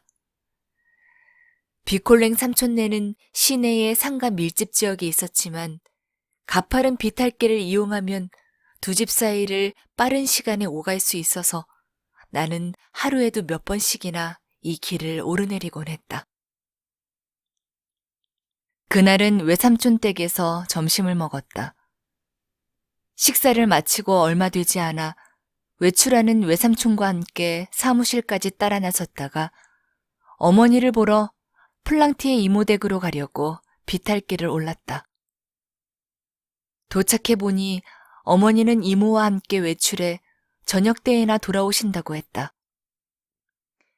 혼자서 자유롭게 시내를 돌아다닐 수 있는 흔치 않은 기회였기에 나는 곧장 다시 시내로 내려왔고 바다 안개 때문에 우중충한 부두를 한 두어 시간 동안 쏘다녔다.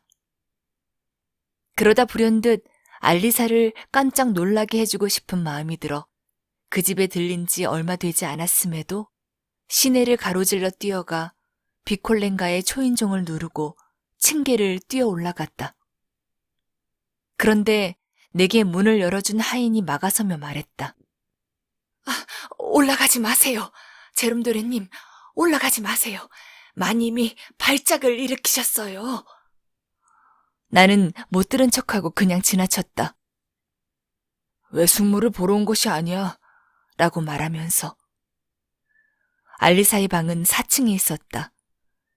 2층은 거실과 식당이 있고 3층에는 외숙모의 방이 있었는데 그곳에서 말소리가 들려왔다.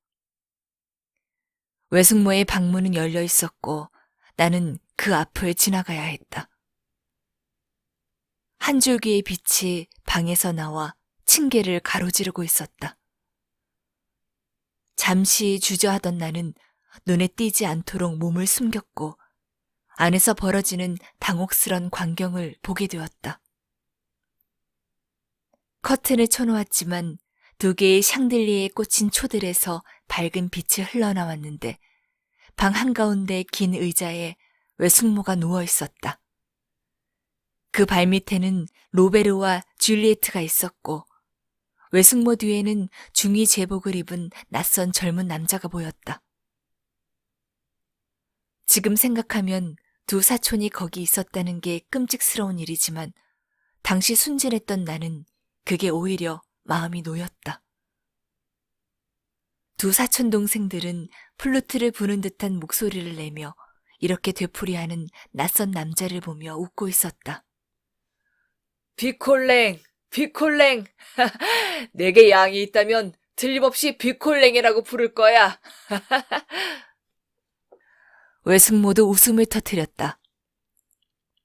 외숙모가 젊은 남자 앞으로 담배 한 개비를 내밀자 그가 불을 붙여주었고 외숙모는 몇 모금을 빨아들였다.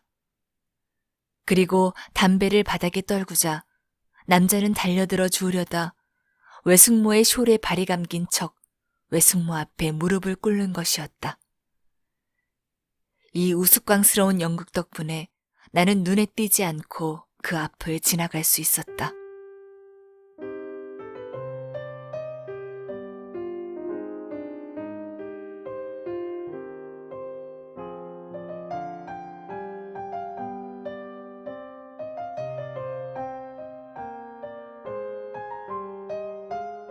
알리사의 방문 앞에 다다른 나는 문 앞에서 잠시 기다렸다. 아래층에서 웃음소리와 떠들썩한 목소리가 들려왔다. 소음 때문에 방문 두드리는 소리가 묻혀버렸는지 아무 응답도 없었다. 방문을 밀자 조용히 문이 열렸다. 방 안은 이미 어둠이 내려 알리사를 금세 찾을 수 없었다.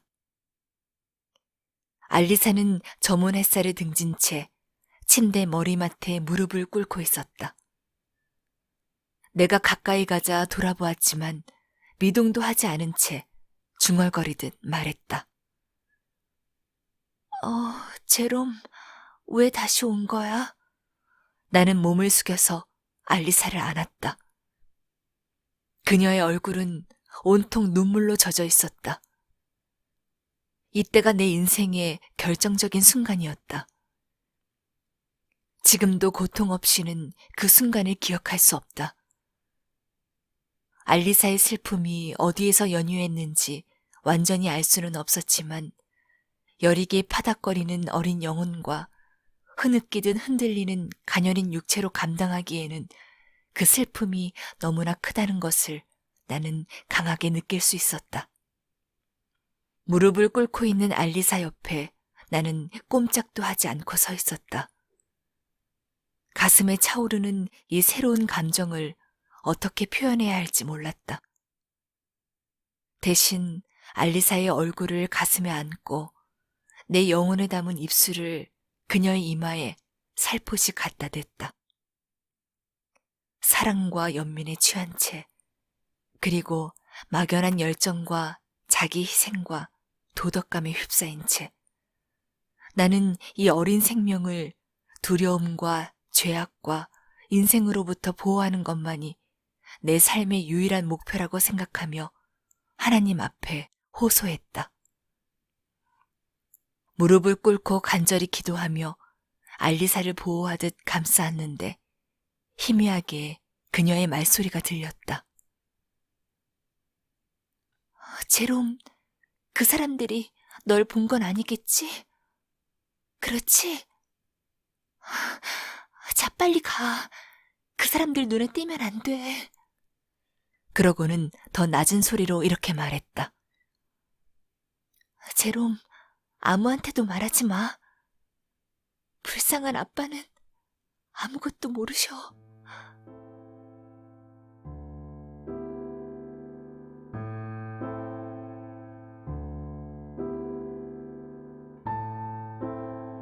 결국 나는 어머니에게 아무 말도 하지 않았다. 하지만 플랑티의 이모와 어머니가 끊임없이 소곤거리며 비밀이라도 있는 듯 수선스럽고 걱정스러운 분위기로 밀담을 나누다가 내가 다가가기라도 할라치면 예, 저리 가서 놀아라 하며 밀어내던 행동 등에서 두 사람이 비콜랭 집안의 비밀을 전혀 모르는 게 아니라는 사실을 짐작할 수 있었다. 우리가 파리로 돌아오자마자 르아브르에서 어머니를 급히 부르는 전보가 왔다. 외숙모가 도망쳤다는 것이었다. 누구랑 도망쳤대요? 어머니가 나를 맡기고 떠난 뒤 미스 애슈버턴에게 물었다. 얘야, 그런 건 엄마에게 직접 물어보려무나. 난 아무 대답도 해줄 수 없어. 이 사건으로 망연자실해진 어머니의 오랜 친구가 대답했다. 열흘 뒤 미스 애슈버턴과 나는 어머니를 만나러 갔다. 그날은 토요일이었는데 내 머릿속은 온통 내일이면 교회에서 사촌들을 보겠구나 하는 생각만 가득했다. 어린 마음으로 나는 교회에서의 만남이 우리의 영혼을 구제해 줄 거라는 생각에만 집착하고 있었다. 아무튼 나는 외숙모에 대해 별로 걱정을 하지 않았고 어머니에게도 묻지 않는 게 좋겠다고 생각했다. 그날 아침 작은 예배당에는 사람이 그다지 많지 않았다. 아마 일부러 그런 것이 분명하겠지만 보티의 목사는 묵상을 위한 설교로 그리스도의 다음과 같은 말씀을 선택했다. 좁은 문으로 들어가기를 힘쓰라. 알리사는 나보다 몇 줄 앞쪽에 있었다. 그녀의 옆모습이 보였고 나는 그녀를 뚫어지게 바라보았다. 자신을 망각한 채 그녀만의 주시에서인지 나를 사로잡은 그 말씀이 마치 그녀의 입을 통해 들리는 것만 같았다. 외삼촌은 어머니 옆에 앉아 울고 계셨다. 목사가 먼저 다음 구절을 통독했다. 좁은 문으로 들어가기를 힘쓰라. 크고 넓은 길은 멸망으로 인도하나니 그리로 가는 자가 많음이라. 하지만 생명으로 인도하는 문과 길은 좁으니 그것을 찾는 자가 적음이라. 그러고는 목사는 주제를 명확히 나누어 넓은 길에 대해 먼저 설명했다. 나는 꿈을 꾸듯 멍한 상태로 외숙모의 방을 떠올렸다. 드러놓은 채 깔깔 웃는 외숙모의 모습이 떠올랐다. 함께 깔깔대던 건장한 장교의 모습까지도.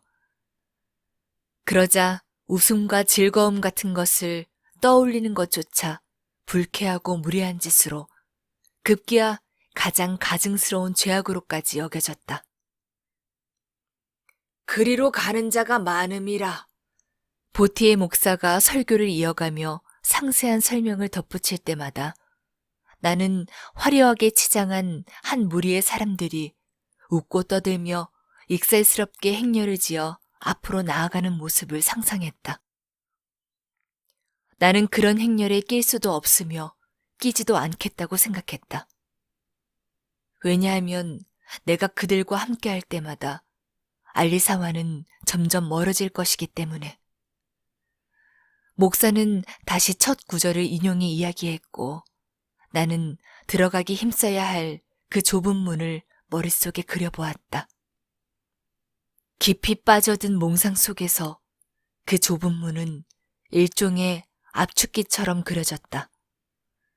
나는 엄청난 고통을 감수하면서 그곳으로 들어가기 위해 힘썼는데 그 고통은 천국의 지복을 미리 맛보게 해주는 것 같았다. 어느덧 그 문은 알리사의 방문으로 바뀌어 있었다. 그 문으로 들어가기 위해 나는 자신을 숙이고 안에 남아있던 모든 이기심을 비워버렸다. 마태복음 7장 13절 14절 생명으로 인도하는 길은 좁으니 보티의 목사의 설교가 이어졌다.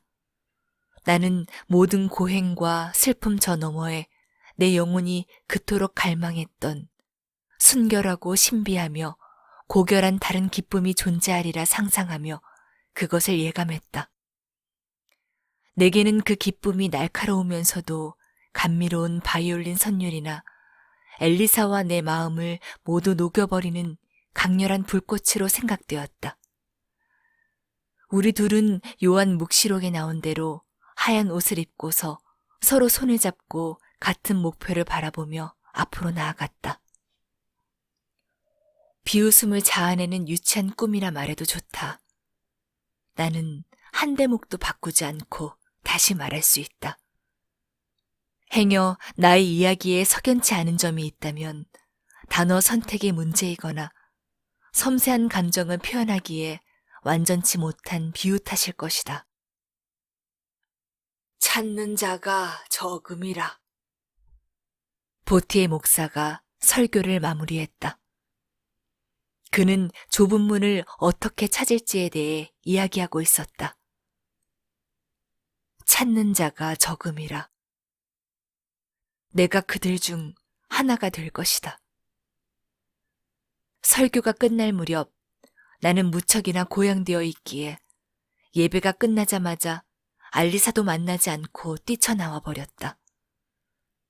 스스로에 대한 자부심으로 내 결심들을 미리 시험해보고 싶었고 빨리 알리사 곁을 떠나야만 그녀에게 더 어울리는 사람일 수 있을 것 같다는 생각 때문이었다.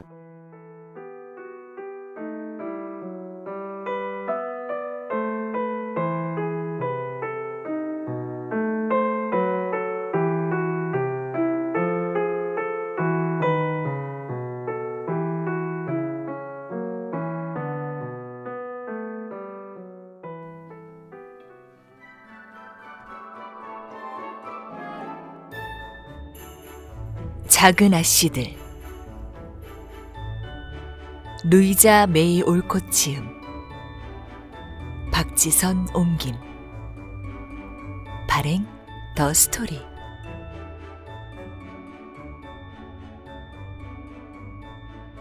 1. 순례자 놀이.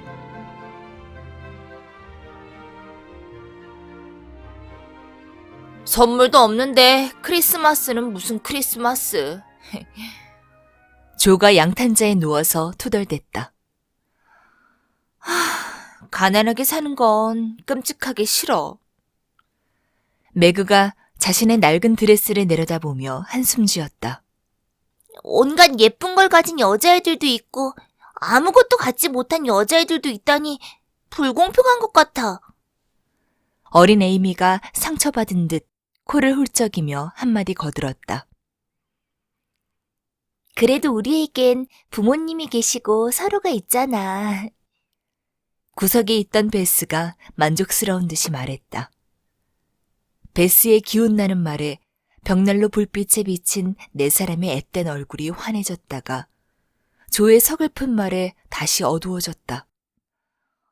아버지는 지금 안 계시잖아. 오랫동안 안 계시겠지. 조가 어쩌면 영원히라고 말하지는 않았지만 멀리 전쟁터에 있는 아버지를 떠올리며 모두 마음속으로 그 말을 되뇌었다. 잠시 다들 말이 없었다. 그러다가 매그가 분위기를 바꿔 말했다. 어머니께서 이번 크리스마스에 선물을 하지 말자고 하신 이유를 다들 알잖니. 모두 힘든 겨울을 보내게 될 테니까. 그리고 어머니는 우리가 즐기느라 돈을 쓰면 안 된다고 생각하셔. 남자들이 군대에서 이렇게 고생하는데 말이야. 우리가 할 수 있는 일은 많지 않지만 소소한 희생은 할 수 있잖아. 기쁘게 받아들여야 해. 물론 나도 그게 힘들긴 해. 매그는 갖고 싶은 온갖 예쁜 물건들이 떠오르는지 아쉬운 표정으로 고개를 저었다. 그런데 우리가 코딱지만큼 아껴봤자 도움이 안 될 것 같아. 각자 1달러씩 모아서 주는 게 군대에 무슨 보탬이 된다고. 어머니나 언니 동생들에게 선물을 바라면 안 된다고는 생각하지만 날 위한 선물로 운디네와 신트람을 꼭 사고 싶어. 오래전부터 갖고 싶었거든. 책벌레 조가 말했다. 난 새 악보를 살래. 베스가 나지막이 한숨 쉬며 말했다. 벽난로 청소솔과 주전자 손잡이를 잡는 행주 말고는 아무도 듣지 못할 정도로 작은 소리였다. 난 파버에서 나온 괜찮은 그림용 연필을 한 상자 살 거야. 꼭 필요해. 에이미가 단호하게 말했다. 어머니가 용돈 쓰는 것에 대해 뭐라고 하시지는 않았잖아. 우리가 모든 걸 포기하기를 바라지는 않으실 거야. 각자 사고 싶은 걸 사서 소소하게 크리스마스 기분을 내자. 다들 열심히 살았는데 그 정도는 누려도 되겠지. 조는 이렇게 외치더니 남자 같은 자세로 신발 뒤축을 살폈다. 맞아. 정말 열심히 했어. 집에서 놀고 싶은 마음이 굴뚝 같은데도 거의 하루 종일 그 끔찍한 애들을 가르쳤다고. 매그가 다시 불만에 차서 말했다. 헤이, 그건 내가 한 고생에 비하면 세 발의 피야. 조가 말했다. 신경질적이고 까탈스러운 할머니를 몇 시간이나 묵묵히 수발드는 일이 어떨 것 같아? 게다가 그 할머니가 계속 닥달하고 도무지 만족할 줄 모르는 데다가 창밖으로 뛰어내리거나 따귀를 때리고 싶어질 정도로 괴롭힌다면? 불평하기는 좀 그렇지만 난 설거지와 정리 정돈이 이 세상에서 가장 힘든 일이라고 생각해. 짜증스럽기도 하고 손이 너무 뻐근해져서 한동안 연습도 못해. 베스는 거친 손을 보며 이번에는 모두 들릴 정도로 한숨을 쉬었다. 다들 나만큼 고생하진 않을걸? 에이미가 큰 소리로 말했다. 언니들은 버릇없는 여자애들이 있는 학교에 안 가잖아. 그 애들은 수업 내용을 잘 모른다고 괴롭히고 내 드레스를 비웃어. 돈이 없다는 이유로 아버지의 명예를 파괴하고 내 코가 안 이쁘다고 창피를 준단 말이야. 파괴가 아니라 훼손이겠지. 아버지가 무슨 피클병도 아니고. 조가 웃음을 터뜨리며 알려주었다. 나도 아니까 그렇게 비아냥대지 마. 교양 있는 단어를 쓰고 어휘력을 늘리는 건 좋은 일이야. 에이미가 고상하게 말대꾸했다. 얘들아, 서로 쪼아대지 마. 우리가 어렸을 때 아버지가 돈을 잃지 않았으면 얼마나 좋았을까. 그런 생각 안 들어, 조? 걱정거리가 없으면 얼마나 행복하고 좋을까. 형편이 나았던 시절을 기억하는 매그가 말했다. 전에 언니가 그랬잖아. 돈이 많은데도 늘 싸우고 걱정하는 킹신의 애들보다 우리가 훨씬 행복하다고. 그랬지, 베스. 정말 그렇긴 해. 일을 해야 하지만 우리끼리 재미있게 지내잖아. 조의 말처럼 끝내주게 즐겁지. 조 언니는 그런 상스러운 말을 잘 쓰더라. 에이미가 양탄자에 누운 길쭉한 조를 나무라듯 바라보며 한마디 했다. 조는 벌떡 일어나 앞치마 주머니에 양손을 찔러 넣었다. 하지 마. 남자애 같잖아. 그래서 하는 건데? 난 무례하고 숙녀답지 못한 여자애들이 정말 싫어. 난 잘난 체하고 내숭 떠는 애들 질색이야. 한둥지에 사는 새들은 사이좋게 지내요.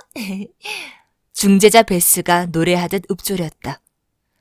베스의 우스꽝스러운 표정에 조와 에이미는 날카로운 목소리를 죽이고 웃음을 터뜨렸고 쪼아대기는 그대로 끝났다. 그래, 둘 다 잘못했어. 매그는 이렇게 말하며 큰언니다운 태도로 설교를 시작했다. 조세핀, 남자애들 같은 장난 그만두고 얌전하게 행동할 정도의 나이는 됐잖아. 어릴 때는 상관없지만 이제 키도 컸고 머리도 올렸으니 스스로 숙녀라는 걸 잊지 마. 난 숙녀 아니야. 머리를 올려서 숙녀가 되는 거라면 20살까지 갈래머리를 할 테야. 조는 망사 머리핀을 빼더니 머리를 흔들어 길고 숨 많은 젓갈색 머리카락을 늘어뜨렸다. 나이 먹고 마치 양으로 불리면서 긴 드레스를 입고 곽꽃처럼 새침해 보여야 한다니. 생각만 해도 끔찍해. 어린 여자로 사는 것만 해도 지독하게 싫다고. 난 남자애들이 하는 놀이와 일이 좋고 남자애처럼 행동하고 싶은데 지금은 남자로 살지 못하는 게 그 어느 때보다 실망스러워. 아버지와 같이 나가서 싸우고 싶어 죽겠는데 집에서 굶뜬 할머니처럼 뜨개질이나 하고 앉아 있어야 하다니. 조가 푸른색 군용 양말을 흔들어대자 뜨개질 바늘이 부딪혀 캐스터네츠 같은 소리가 났고 털실이 방 건너편으로 굴러갔다. 가여운 조 언니, 정말 안 됐어. 하지만 어쩔 수 없잖아. 남자 같은 이름으로 불리고 우리 자매에게 남자 형제 노릇을 하는 걸로 만족하는 수밖에. 베스가 무릎을 베고 누운 조의 거친 머리카락을 쓰다듬으며 말했다. 설거지와 청소를 아무리 많이 해도 이 손길만큼은 거칠어질 수 없었다. 그리고 에이미, 매그는 설교를 계속했다. 넌 너무 유별나고 새침해. 지금은 그 태도가 그저 재미있어 보일지 모르지만 조심하지 않으면 잘난 체나 하는 바보 같은 여자로 날 들고 말 거야. 고상한 척하지만 않으면 친절한 태도나 교양 있게 말하려고 하는 건 좋아. 하지만 네가 쓰는 말도 안 되는 단어들은 조의 비속어만큼이나 안 좋게 들려. 조 언니는 말괄량이 에이미는 잘난 체 하는 바보라면 난 뭐야? 베스가 설교를 들을 준비가 되었다는 듯이 물었다. 넌 귀염둥이지. 다른 건 없어. 매그가 다정하게 대답했다. 귀염둥이 베스는 온 가족의 사랑을 받는지라 아무도 매그의 말을 부인하지 않았다. 어린 독자들이 자매들의 외모를 궁금해할 테니 간략히 설명해 보겠다. 눈이 소리 없이 내리고 집안의 벽난로가 탁탁 소리를 내며 경쾌하게 타오르는 12월의 어느 해질녘에 내 자매는 뜨개질을 하고 있었다. 낡았지만 안락한 응접실에는 빛바랜 양탄자가 깔려있고 매우 소박한 가구가 놓여있다. 벽에는 멋진 그림이 한두 점 걸려있고 벽감에는 책이 잔뜩 꽂혀있으며 창가에는 국화와 크리스마스 로즈가 피어 평온한 가정 특유의 유쾌한 분위기가 가득했다. 넷중 맞이인 16살 마거릿은 아주 예뻤다. 통통하고 피부가 하였으며 눈이 크고 매끄러운 갈색 머리카락이 풍성했다. 인매가 곱고 손이 하였는데 이 하얀 손을 스스로 매우 자랑스럽게 여겼다. 15살인 조는 키가 크고 말랐으며 피부가 가무잡잡했다. 긴 팔다리를 어찌할 줄 모르는 듯이 허우적대며 다녀서 망아지가 떠올랐다. 인매에는 단호함이 드러났고 코는 우스꽝스럽게 생겼다. 날카로운 잿빛 눈동자는 모든 것을 꿰뚫어 볼 것만 같았는데 이글거리며 타오르기도 하고 재미있어하는 기색을 띠기도 하고 생각에 잠기기도 했다. 유일하게 아름답다고 할 만한 굵고 긴 머리카락은 흘러내려 성가시지 않도록 망사 머리핀에 쑤셔 넣었다. 어깨가 동그스름하고 손발이 컸으며 헐렁한 옷을 아무렇게나 걸쳤다. 빠르게 여자로 성숙해지는 모습이 못마땅한 기색이었다. 모두 베스라고 부르는 엘리자베스는 혈색이 좋고 머리카락이 반들거리고 눈동자가 빛나는 13살 소녀였다. 수줍음을 많이 타서 소심하게 말하고 웬만해서는 동요하지 않는 평온한 표정이었다. 아버지는 베스를 평온한 귀염둥이라고 불렀는데 정말 잘 어울리는 별명이었다.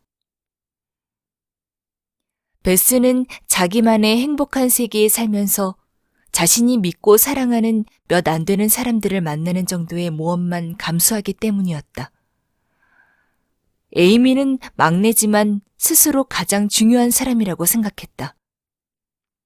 파란 눈동자, 어깨에 늘어뜨린 곱슬한 금발, 창백한 피부와 호리호리한 몸매 덕분에 러시아 만화에 나오는 눈의 요정 같았고 언제나 몸가짐이 조신한 어린 숙녀처럼 처신했다. 내 자매의 성격은 차차 알아가도록 하자. 시계가 6시를 알리자 베스는 벽난로를 청소하고 실내화 한 켤레를 난로 앞에 가져와 데웠다. 자매들은 낡은 실내화를 보자 어머니가 곧 온다는 생각에 기분이 좋아졌고 어머니를 맞이할 생각에 얼굴이 환해졌다.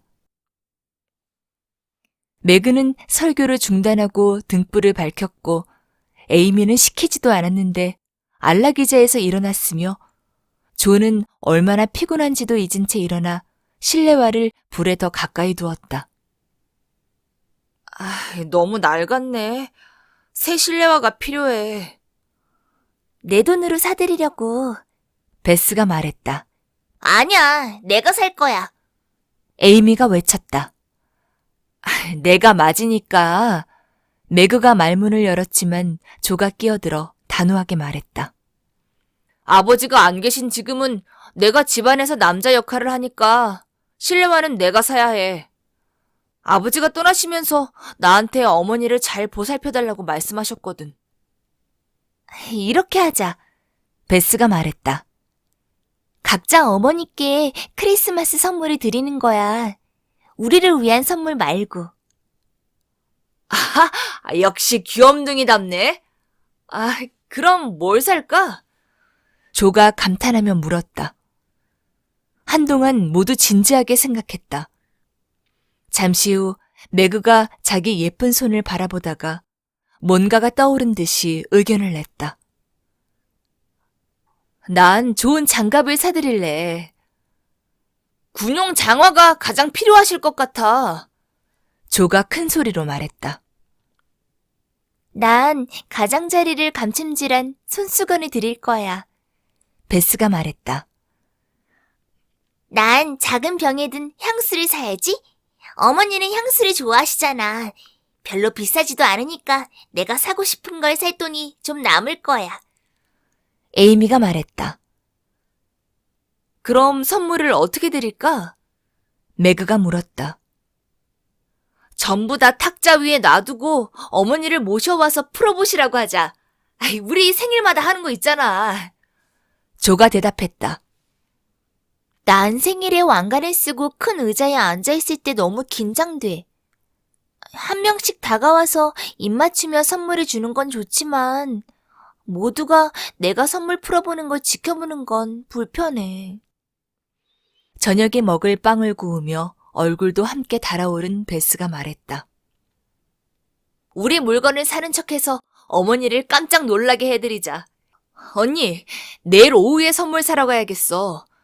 크리스마스 날 밤에 공연할 연극 때문에 할 일이 많잖아. 조가 고개를 쳐들고 뒷짐을 진 채 왔다 갔다 하며 말했다. 이번 크리스마스가 지나면 난 연극 그만할래. 그런 걸 하기에는 너무 커버렸어. 멋진 무대 의상을 입고 하는 연극을 어린애들 못지않게 좋아하는 매그가 말했다. 바닥에 끌리는 하얀 드레스를 입고 머리를 풀고 금색 종이로 만든 장신구를 하는 한 그만두지 못할 거야. 게다가 언니는 우리 중에 연기를 제일 잘하잖아.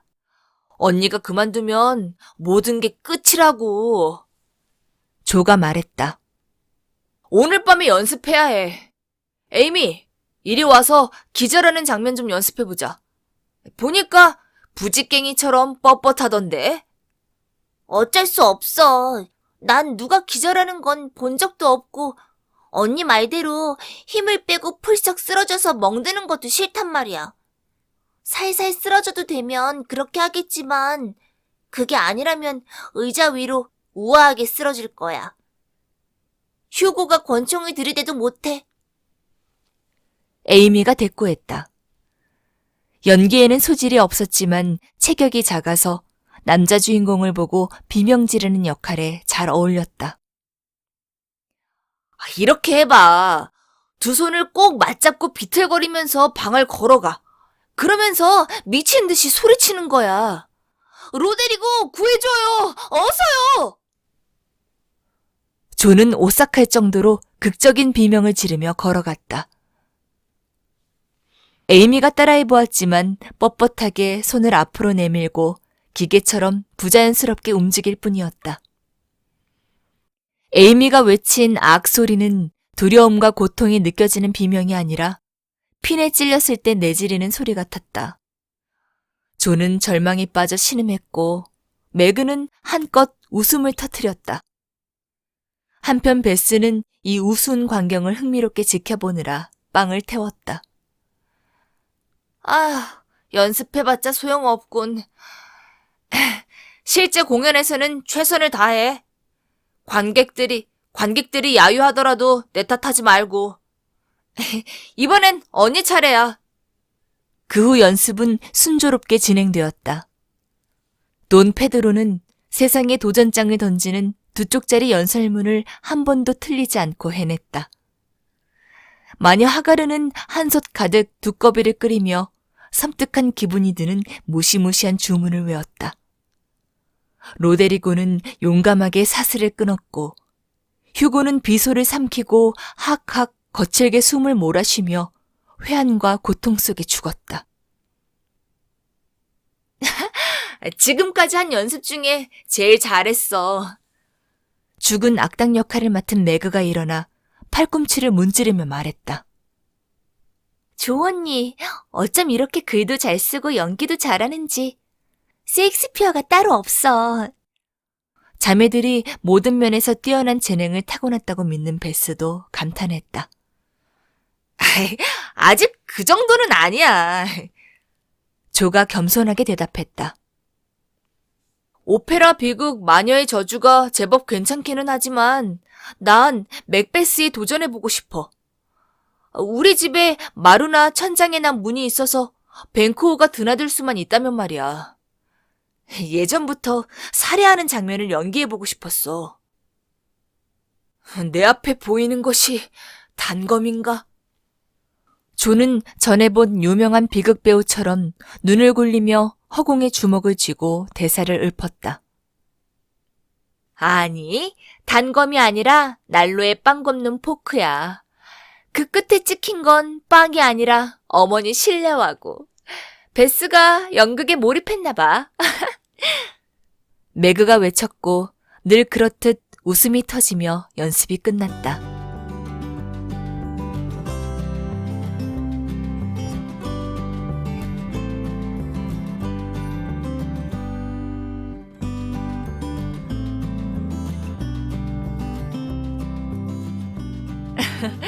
우리 딸들이 즐거워하니 기쁘구나.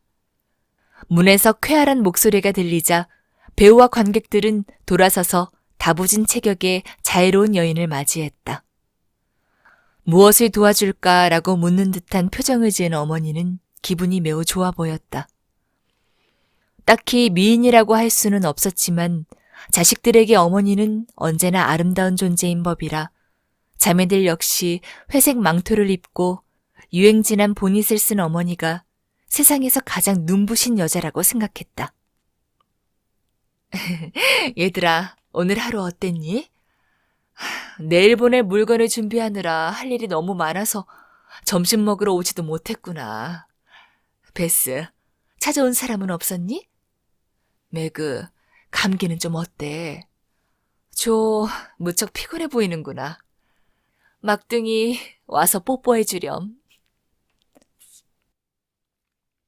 마치 부인은 어머니들이 늘 하는 질문을 하며 젖은 옷과 신발을 벗고 따뜻하게 데워진 실내화를 신었다.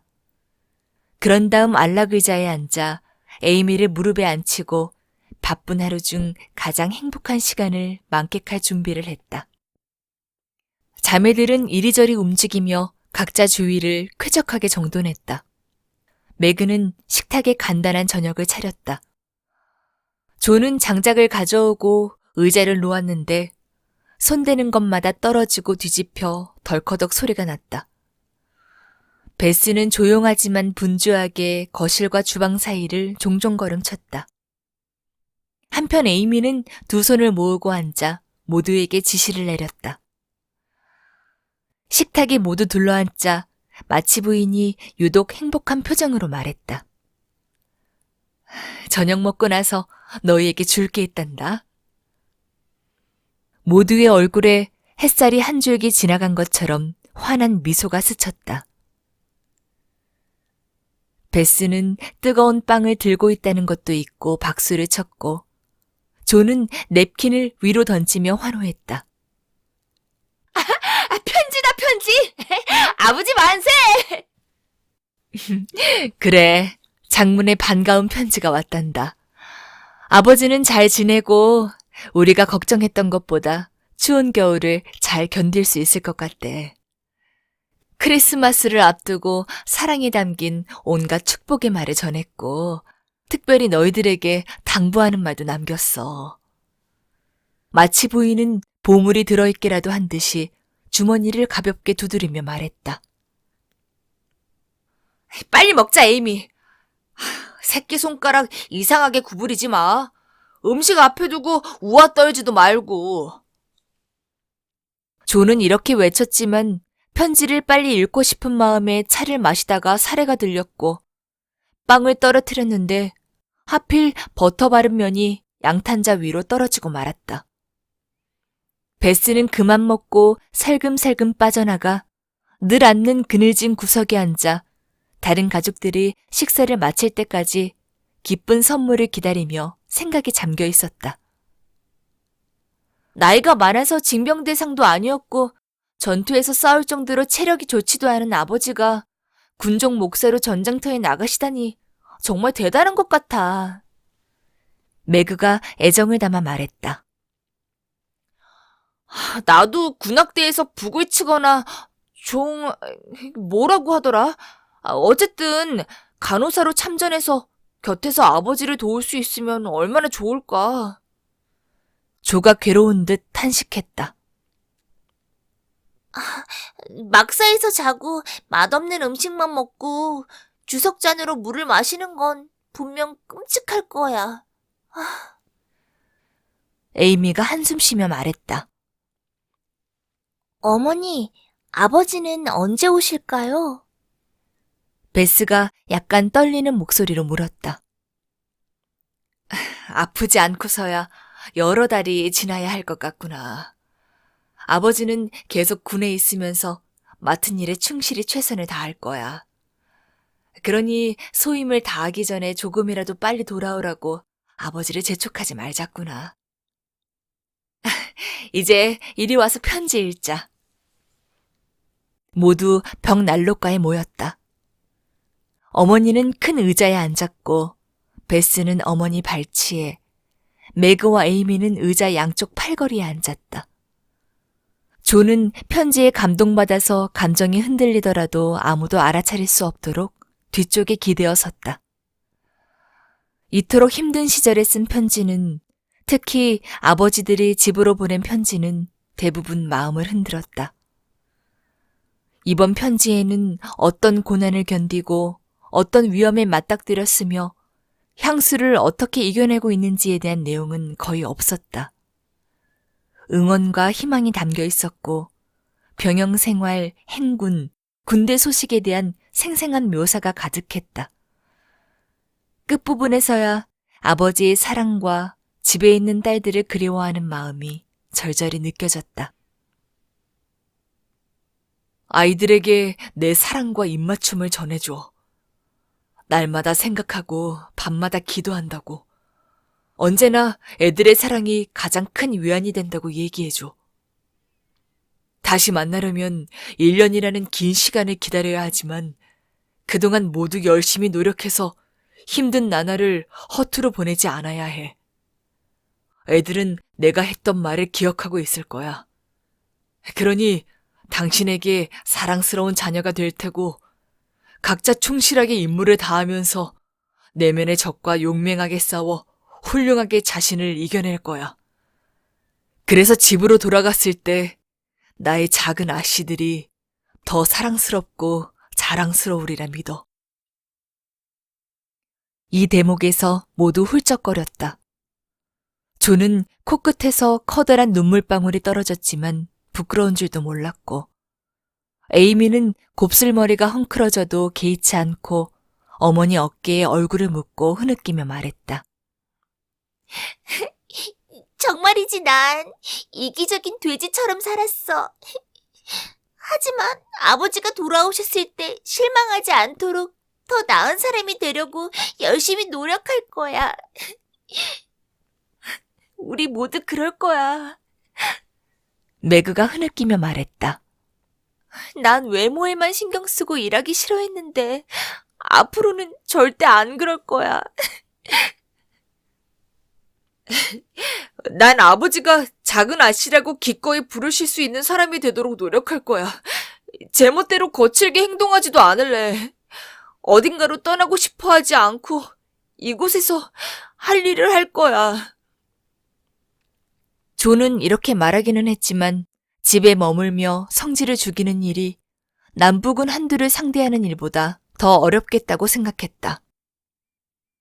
베스는 말없이 푸른색 근육 양말로 눈물을 닦더니 시간 낭비하지 않고 가장 가까이에 있는 일부터 하겠다는 듯이 열심히 뜨개질을 하기 시작했다. 그러면서 1년이 지나 행복한 때가 왔을 때 아버지가 바라는 사람이 되겠다고 평온한 마음에 각오를 다졌다. 마치 부인은 조의 말을 끝으로 흐른 침묵을 깨고 기운찬 목소리로 말했다. 어릴 때 하던 철로 역적놀이 기억하니? 내 잡동사니 가방을 진보다리처럼 등에 지어주고 모자, 지팡이, 두루마리 종이를 준 다음 집안 곳곳에 돌아다니라고 하면 그렇게 좋아할 수가 없었는데 멸망의 도시라고 부르던 지하실에서 출발해 천상의 도시를 만들겠다면서 온갖 좋아하는 물건을 모아둔 지붕까지 올라갔잖아. 정말 재미있었어요. 특히 사자들을 지나 아폴리온과 싸우고 도깨비가 사는 계곡을 지나갈 때요. 조가 외쳤다. 저는 진보다리를 내려서 아래층으로 굴려보내는 부분이 좋았어요. 매그가 말했다. 저는 꽃과 나무를 놓아두고 예쁜 물건을 모아둔 평평한 지붕으로 다 같이 나가서서 햇볕을 쬐이며 기쁨에 겨워 노래 부르던 게 좋았어요. 베스는 즐거운 그 순간이 생생하게 떠오른 듯 미소 지으며 말했다. 저는 지하실이랑 어두운 입구가 무서웠다는 것과 지붕에서 먹은 케이크와 우유가 언제나 맛있었다는 것 말고는 기억이 잘 안 나요. 그런 놀이를 못할 정도로 나이가 들어버리지만 않았어도 다시 해보고 싶었을 거예요. 에이미가 말했다. 12살밖에 안 되었으면서 다 컸다는 듯이 애들이나 하는 짓은 하지 않겠다고 선언했다. 얘야, 이 놀이를 하는데 나이는 상관없단다. 방식만 다를 뿐 언제나 하고 있어. 우리 짐은 여기에 있고 앞에는 길이 펼쳐져 있지. 그리고 선함과 행복을 간절히 바라는 마음은 무지와 실수를 수없이 극복하고 진정한 천상의 도시에서 누릴 수 있는 평화로 이끄는 안내자란다. 자, 나의 작은 순례자들아. 순례를 다시 시작한다고 생각해보렴. 놀이가 아니라 실제 삶에서 말이야. 아버지가 집에 돌아오기 전까지 얼마나 멀리 갈 수 있는지 보자. 어머니, 정말이에요? 우리 짐은 어디에 있어요? 어머니의 말을 고지고대로 받아들인 꼬마 숙녀 에이미가 물었다. 베스만 빼고 다들 어떤 짐을 지고 있는지 방금 말했잖니. 베스에게는 아직 짐이 없는 것 같구나. 어머니가 말했다. 저도 있어요. 제 짐은 설거지와 청소, 좋은 피아노를 가진 여자애들을 부러워하는 마음, 사람들에 대한 두려움이에요. 다들 웃음이 날 만큼 우스운 짐이었지만 베스가 심하게 상처받으리라는 것을 알기에 아무도 웃지 않았다. 우리 한번 해보자. 매그가 생각에 잠겨 말했다. 바로 이게 착하게 살려고 노력하는 거잖아. 철로 역정 이야기가 도움이 될지도 몰라. 착하게 산다는 건 아무리 마음먹어도 어려운 일이야. 게다가 가끔 잊어버리고 최선을 다하지 않기도 할 테니까 그 이야기를 떠올리며 각오를 다지는 거야. 오늘 밤 우리는 절망의 늪에 빠졌는데 이야기 속에 도움이라는 사람이 그랬듯이 어머니께서 우리를 늪에서 끌어내 주셨어요. 우리에게도 크리스천처럼 안내서가 있어야 할 텐데요. 그건 어쩌죠? 조가 물었다. 의무를 행하는 매우 지루한 일상에 약간이나마 낭만이 더해질 수 있다는 근사한 생각에 즐거워졌다. 크리스마스 아침에 백인 밑을 살펴보렴. 안내서가 있을 거야. 마치 부인이 대답했다. 해나가 식탁을 치우는 동안 자매들은 새로운 계획에 대해 이야기했다. 그런 다음 각자 작은 반죽고리를 꺼내 바늘을 재빨리 눌리며 마치 작은 할머니에게 선물할 얇은 이불을 만들었다. 재미없는 바느질이었지만 오늘 밤에는 아무도 불평하지 않았다. 자매들은 조가 생각해낸 방식대로 긴 솔기를 넷으로 나누어 각각 유럽, 아시아, 아프리카, 아메리카라고 불렀고 각자 맡은 나라에 대해 이야기하며 훌륭하게 바느질을 해냈다. 9시가 되자 자매들은 일손을 멈추고 잠자리에 들기 전에 늘 그렇듯이 노래를 불렀다. 낡은 피아노에서 제대로 된 소리를 낼 수 있는 사람은 베스뿐이었다. 베스는 누렇게 바랜 건반을 부드럽게 누르며 다 같이 부르는 단음으로 된 노래에 기분 좋은 반주를 했다. 목소리가 플루트 같은 매그는 어머니와 함께 작은 합창단을 이끌었다. 에이미는 귀뚜라미처럼 찌르르 소리를 냈고 조는 곡조를 제멋대로 불러 음이 틀리고 떨리는 소리를 내 구슬프기 짝이 없는 노래를 망치기 일쑤였다. 자매들은 반딱반딱 작은 별이라고 혀짧은 소리를 내던 시절부터 늘 이렇게 노래했다. 타고난 가수인 어머니 덕분에 노래 부르기는 집안 풍습이 되었다. 아침에 가장 먼저 들리는 소리는 집안을 돌아다니며 종달새처럼 노래하는 어머니의 목소리였고 밤의 마지막으로 들리는 소리도 바로 그 쾌활한 노랫소리였다. 자매들은 아무리 나이 들어도 그 익숙한 목소리로 불러주는 자장가를 듣고 싶었다.